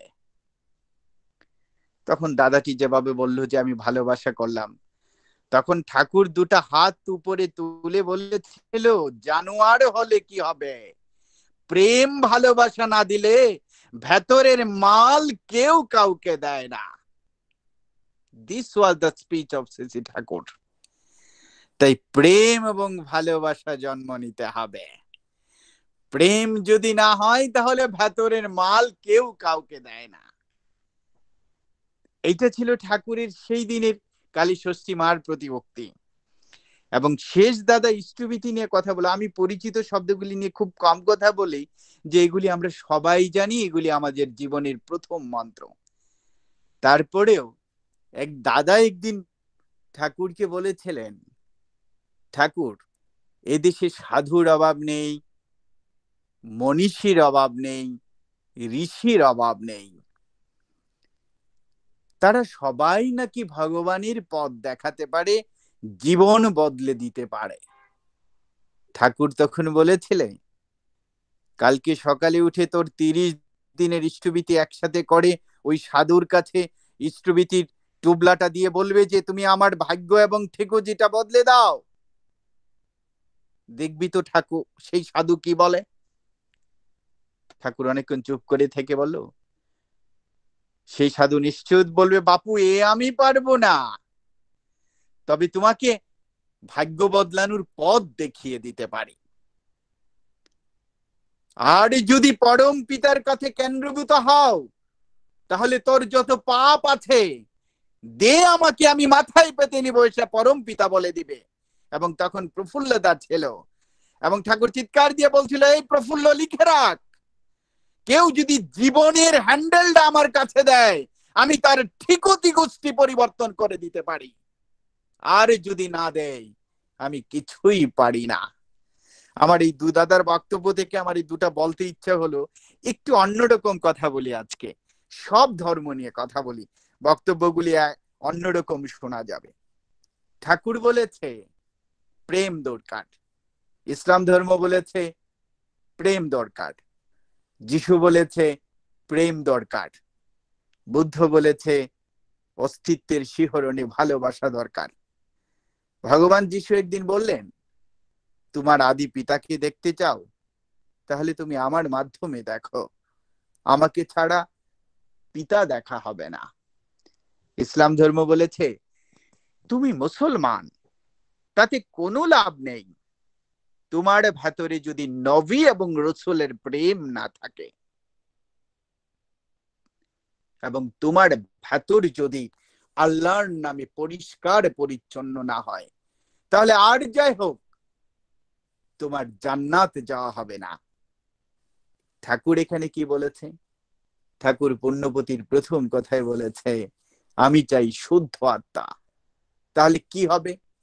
আমরা যদি সবকিছু এই পৃথিবীকে, কারণ আমার কেন জানি আমার এই অল্প বয়স 40 ঊর্ধ্ব বয়সে আমি পৃথিবীর অনেক জায়গায় কথা বলার দুর্লভ সুযোগ করে দিয়েছে ঠাকুর।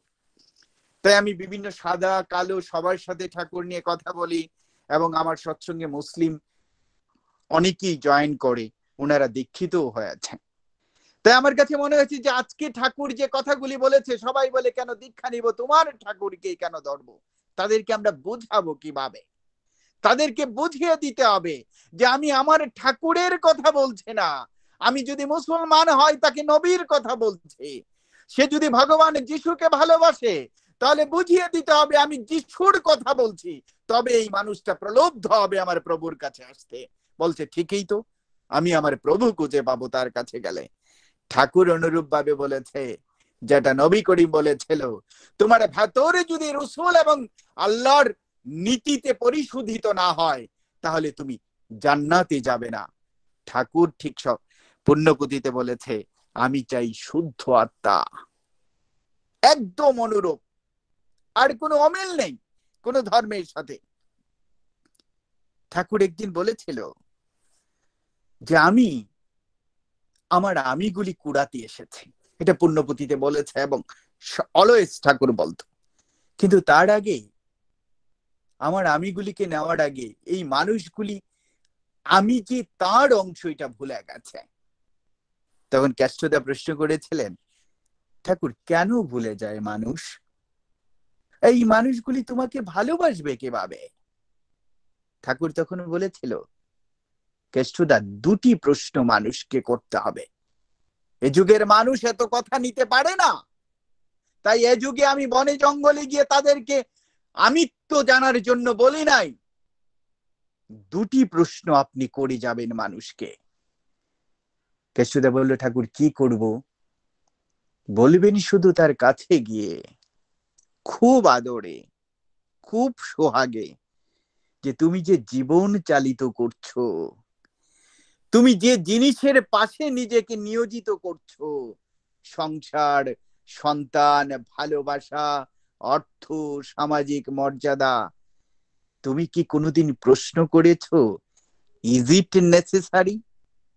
এটা কি জীবনের জন্য দরকার? কেষ্টদা বলল, আজ্ঞে ঠাকুর, দ্বিতীয় কি প্রশ্ন করব?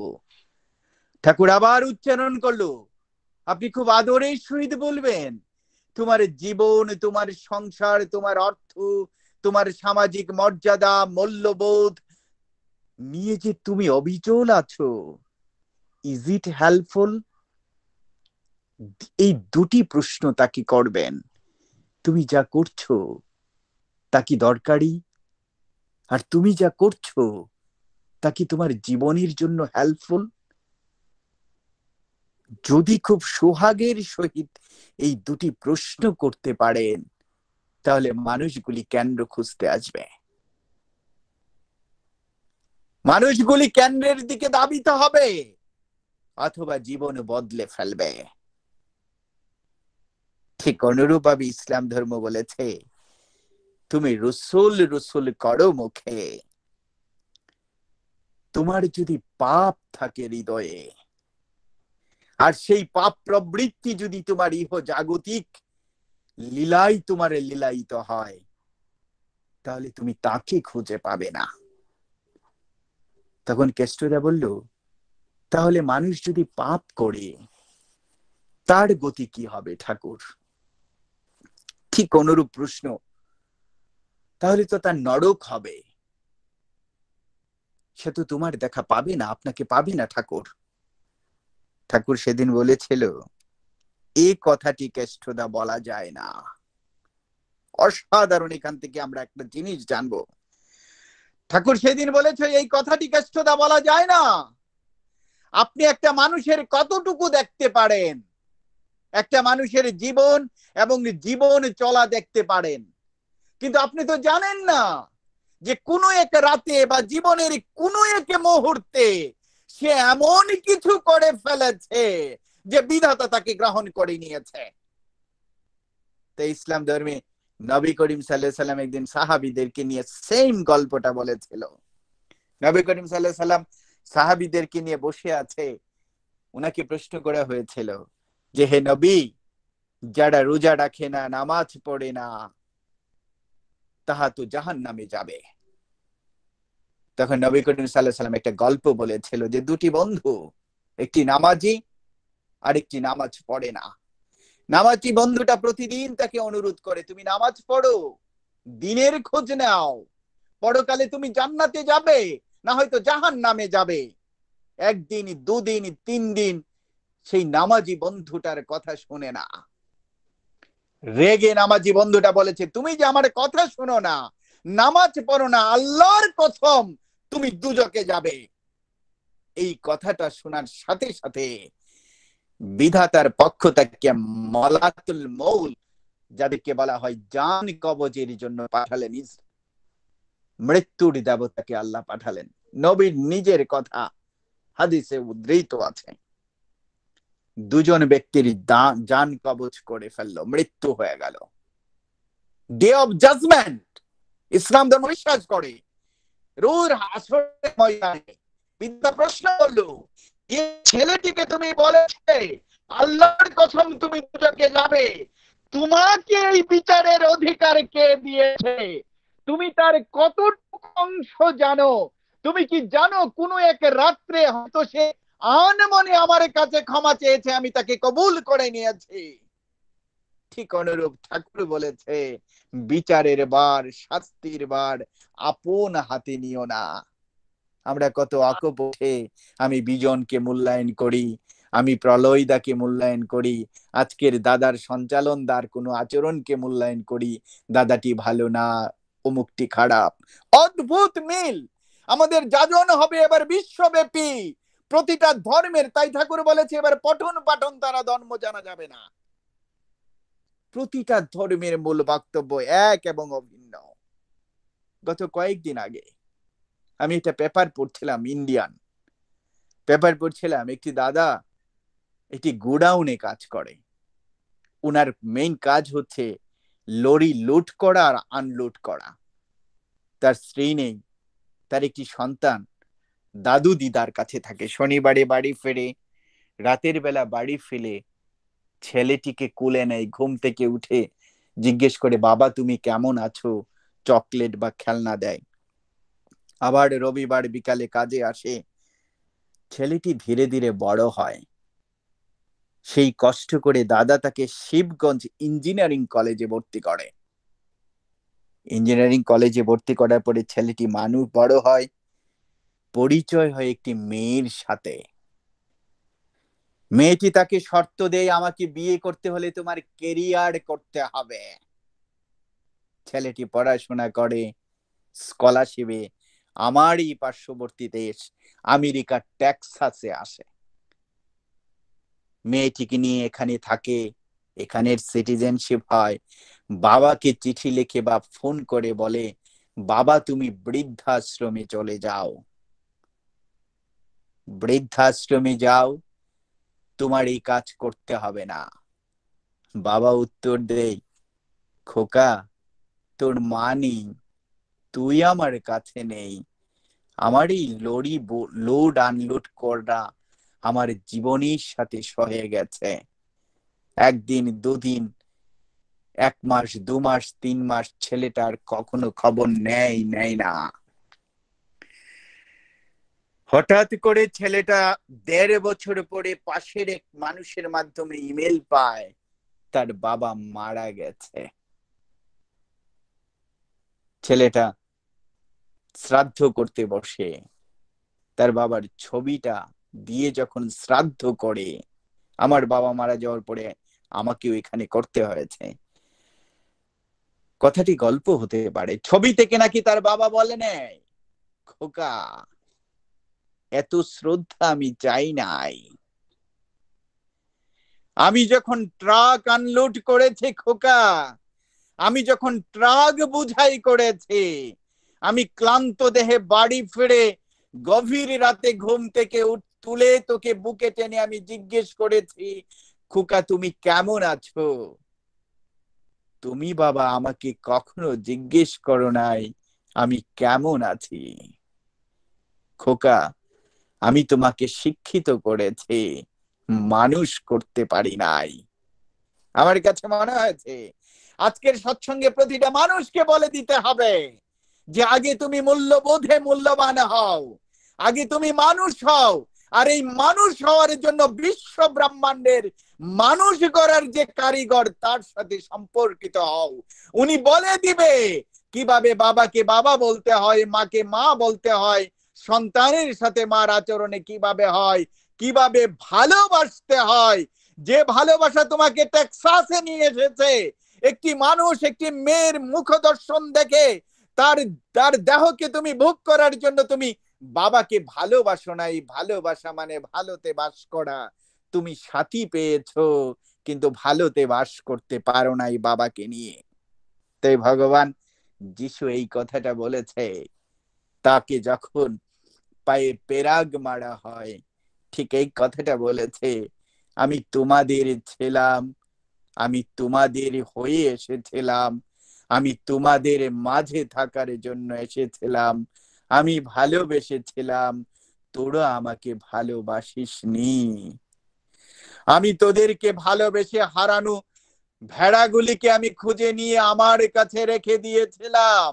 আমি মনে করেছিলাম আমি জেরুজালেমের মেঠো পথ ধরে যখন হেঁটে যাই, বৃক্ষগুলি আমার সাথে কথা বলে। আমি যখন ছেঁড়া কাপড় পরে তোদের কাছে যাই, আমি ভেবেছিলাম তোদের কষ্ট আমি লালন করে, কিন্তু তোরা আমাকে ভালোবাসিস নাই। ভয় নেই, আমাকে মেরে ফেল, আমি আবার আসবো। আগামী কালকের সূর্য উঠবে, সেখানেও আমি আবার তোদেরকে ভালোবাসবো। তাই ঠাকুর বলেছে ভগবান যিশু আর ভগবান রামকৃষ্ণ এরা এক, একই সত্তা, শুধু দ্বৈত প্রকাশ। একদম ঠাকুরের ভালোবাসা, এবার ঠাকুরের দেওয়া বিজ্ঞান এবং কথা এক অভিন্ন। তাই ঠাকুর বলেছে যে এবার যাজন হবে বিশ্বব্যাপী, এবার যাজন হবে সম্প্রদায় থেকে সম্প্রদায়, এবার যাজন হবে প্রতিটা মানুষের মূল্যবোধের অনুকূলে, কোনো প্রতিকূলে না। প্রতিটা মানুষকে ভালোবাসতে হবে তার সুরে, তার ভাষায়, তার আদর্শকে সামনে রেখে বলতে হবে তুমি তোমার খোদা খুঁজে পাবে, তুমি তোমার যিশু খুঁজে পাবে, তুমি তোমার বুদ্ধকে খুঁজে পাবে, তুমি তোমার শ্রীকৃষ্ণকে খুঁজে পাবে। তুমি এসো, যিনি এসছেন সবাইকে নিয়ে নতুন করে এসছেন, শুধু অন্যভাবে প্রকাশিত হয়ে। তাই তো ঠাকুর বলেছিলেন যে ভগবানের রামকৃষ্ণকে দেখে, ভগবান রাম এবং কৃষ্ণকে দেখতে পারে না, ও আসলে শালা রামকৃষ্ণকেই চিনে নাই। ঠিক অনুরূপ ভাবে একদিন ঠাকুর বসে আছে 25শে ডিসেম্বর, একজন প্রণাম করে ঠাকুরকে বললেন যে ঠাকুর, আজকে আমার ভগবান যিশুর জন্মদিন। ঠাকুর তখন নিজের থোতাটা বুকে লাগালেন 3 বার, বুকে লাগিয়ে সেই দিন হাউজার মেন্দা উপস্থিত ছিলেন। প্রশ্ন করলেন, এই হাউজার, ক্রুশ অর্থ কি? হাউজার মেন্দা উত্তর দিলেন, ঠাকুর, ভালোবেসে ভগবান যিশুকে সেটাই ডাকে। ঠাকুর উত্তর দিলেন না। গোবর্ধন দাস এখন ছিলেন। গোবর্ধন দা বললে, আপনিই বলেন না। ঠাকুর সেদিন বলেছিলেন, ক্রুশ মানে যার প্রতিটা লোম কুশের ভেতর দিয়ে ভালোবাসা উচ্চারিত হয়। হাউজার মেন্ডা ঠাকুরের দিকে তাকিয়ে বলল যে ঠাকুর, আমি তো ওভাবে ভাবি নাই। তখন ঠাকুর বলেছিলেন, ভাবতে যে হবে, যেদিন যিশুকে পেরাগ মারা হলো বৃদ্ধাঙ্গুলে, সেই দিনে রাত্রে যখন যিশু প্রেমিকরা কেঁদেছিল, উনি স্বপ্নে দেখিয়েছিল তোর প্রভুর মৃত্যু নাই, পরদিন ভোরবেলা তোরা আমাকে খুঁজে পাবে সেই জেরুজালেমের পথপ্রান্তরে। ভালোবাসার ব্যক্তিরা যিশুর স্বপ্নে দেখানো একটা পাহাড়ের কাছে গিয়েছিল, অন্ধ মানুষ ছুটে গিয়েছিল, বধির ছুটে গিয়েছিল, খোরা মানুষ ছুটে গিয়েছিল। দেখে ভগবান যিশু 6টি রুটি হাতে নিয়ে বসে আছে, রুটিগুলি ছিঁড়ে ছিঁড়ে ছিটিয়ে দিচ্ছে। অন্ধ মানুষ দৃষ্টি ফিরে পাচ্ছে, বধির ভাষা পাচ্ছে, যারা প্রতিবন্ধী তারা প্রতিবন্ধিতা দূর করছে। সেই দিন কেউ কেউ প্রশ্ন করেছিল, প্রভু তুমি তো মারা গেলে। ভগবান যিশু বলেছিল, সময় আর তোদের প্রয়োজনে আমাকে বারে বারে আসতে হয়। ঠিক এই কথাটা ভগবান শ্রীকৃষ্ণ বলেছে। ধর্মের যখন গ্লানি হয়, অধর্ম যখন বেড়ে যায়, আমি যুগে যুগে অবতীর্ণ হই। কখনোই ভগবান শ্রীকৃষ্ণ বলে নাই আমি একবার অবতীর্ণ হই। উনি বলেছেন আমি যুগে যুগে অবতীর্ণ হই। প্রশ্ন হচ্ছে এটা, আমি বোকা? আমি আমার এই তথাকথিত শিক্ষায় শিক্ষিত হয়ে আমি একজনকে যে মাথায় ধারণ করেছি বংশ পরম্পরায়, মনে করি উনি ভগবান। কিন্তু উনি যে বলে গেছে আমি যুগে যুগে অবতীর্ণ হই, তাহলে যুগ পাইয়ে নতুন যুগ এসেছে, আমি তাকে নতুন ভাবে খুঁজি নাই কেন? এবারের যাজন হবে যার যার মূল্যবোধের, যার যার জ্ঞানের উপর দাঁড়িয়ে। তাই ঠাকুর বলেছে কোন মানুষের হৃদয়ে কোনো আঘাত নেই। যদি কেউ খুনি, তাকে খুনের মতো করে যাজন করতে হবে। একটি দাদা, আমরা জানি আজ থেকে 9 বছর আগে বাংলাদেশ তখন ধর্মান্ধতায় আচ্ছন্ন। বাংলা বাই নামক একজন বিখ্যাত মানুষ বাংলাদেশের আনাচে কানাচে বোম্বিং করে মানুষ মেরে ফেলে। আমি তখন বাংলাদেশের তথাকথিত আইসিএস,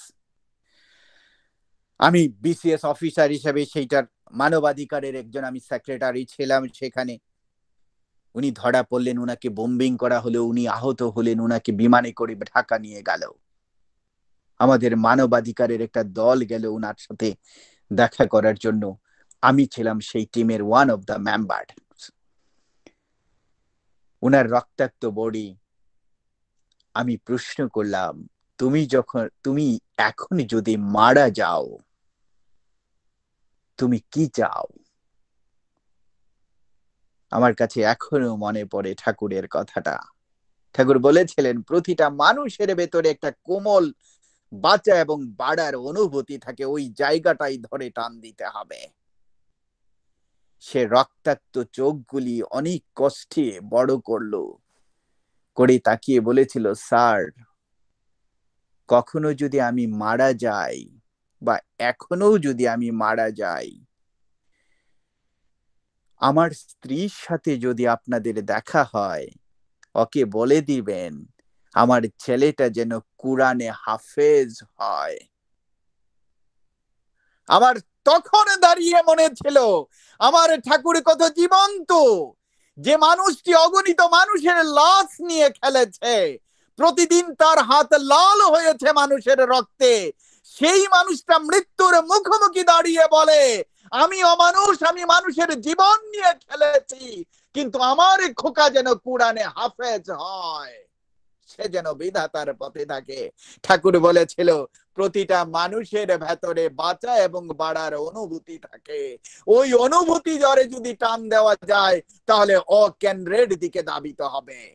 ঠিক অনুরূপ ভাবে আমরা এই জিনিসটা তো খুব, শেখ বিনোদ ইন্ডিয়ার সবাই জানেন, সে ডাকাত, তাকে কেউ ধরতে পারে নাই।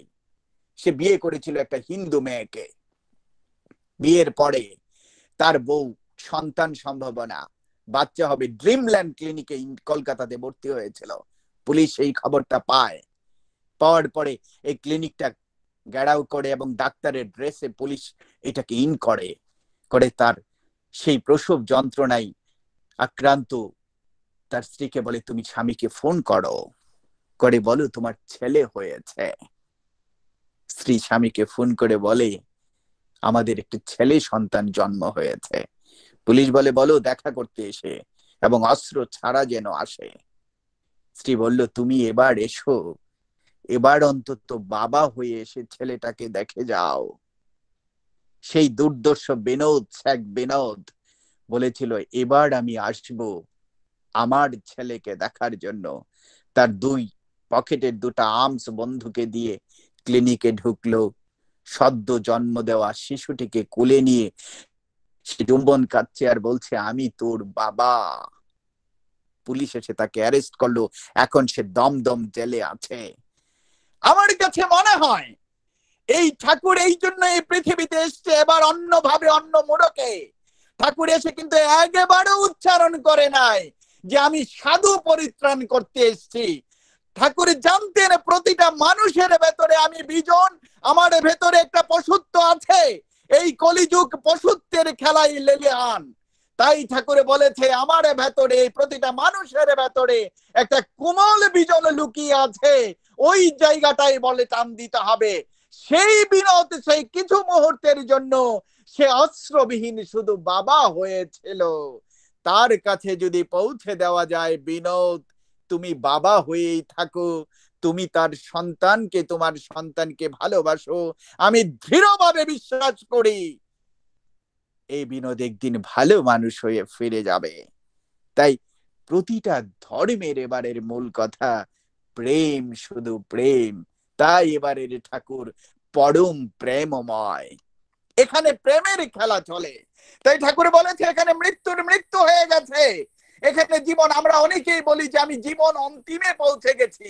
তাই ঠাকুর বলেছে এখানে অন্তিম বলতে কিছু নাই, জীবনের কোনো শেষ নাই, জীবনের যে কোনো মুহূর্ত থেকে শুরু হতে পারে।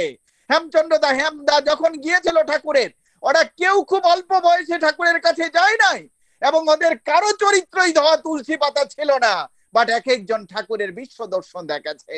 অনন্ত মহারাজ দেখেছে, হেমদা দেখেছে, কবি হেমচন্দ্র তো একদমই চরিত্রের দিক থেকে খুব নেতিবাচক অবস্থানে ছিল।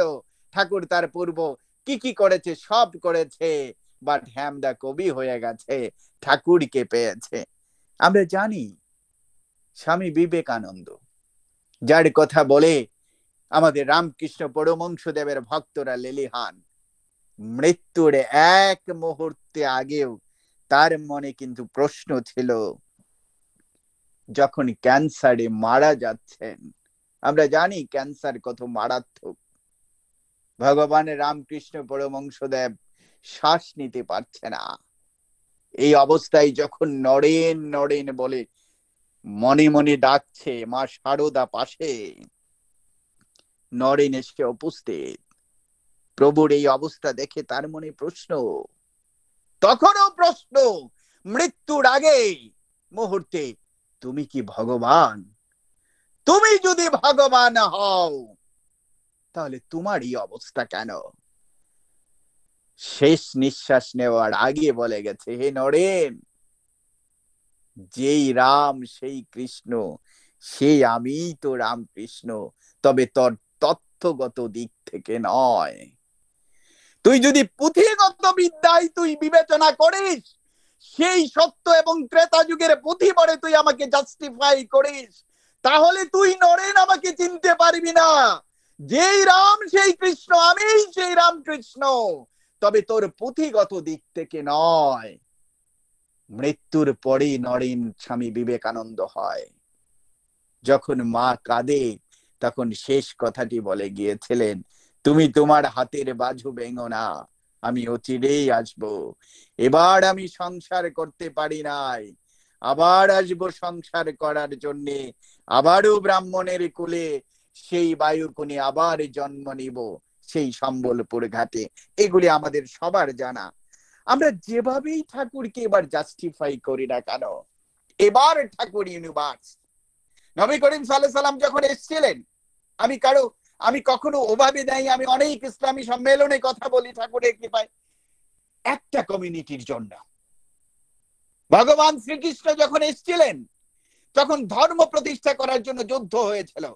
ভগবান রামচন্দ্র যখন এসেছিলেন তখন নিজের প্রতিষ্ঠা, নিজের ন্যায়ত্ব প্রতিষ্ঠা করার জন্য এসেছিলেন। ভগবান রামকৃষ্ণ পরমহংস যবে এসেছিলেন, সময়ের অভাবে, সামাজিকতার পরিপ্রেক্ষিতে উনি ধর্মকে শুধুমাত্র ছাঁচ তৈরি করে গিয়েছিলেন এবং যাওয়ার আগে বলেছিলেন, এবার আমি ছাঁচ বানিয়ে গেলাম, পরবর্তী জন্মে আমি এসে এক একটাকে ঘাড় ধরে এই ছাঁচে ফলবো আর মানুষ করে আমার আমিগুলিকে নিয়ে যাব। এবার ঠাকুর এসেছে সবার জন্যে। তাই ঠাকুর বলেছিলেন, বড় কোকা, আমার কি মনে হয় জানিস, এই পৃথিবীর প্রতিটা জায়গায় এই নাম প্রচারিত হবে।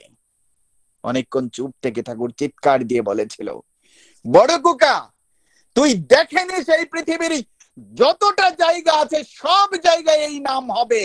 যদি তুই না পারিস তোর ছেলে যেন করে যায়, যদি তোর ছেলে না পারে তার ছেলে যেন করে যায়, তবে বিশ্বাস কর বড় কুখা, এই পৃথিবীর প্রতিটা প্রান্তরে এই নাম একদিন প্রচারিত হবে।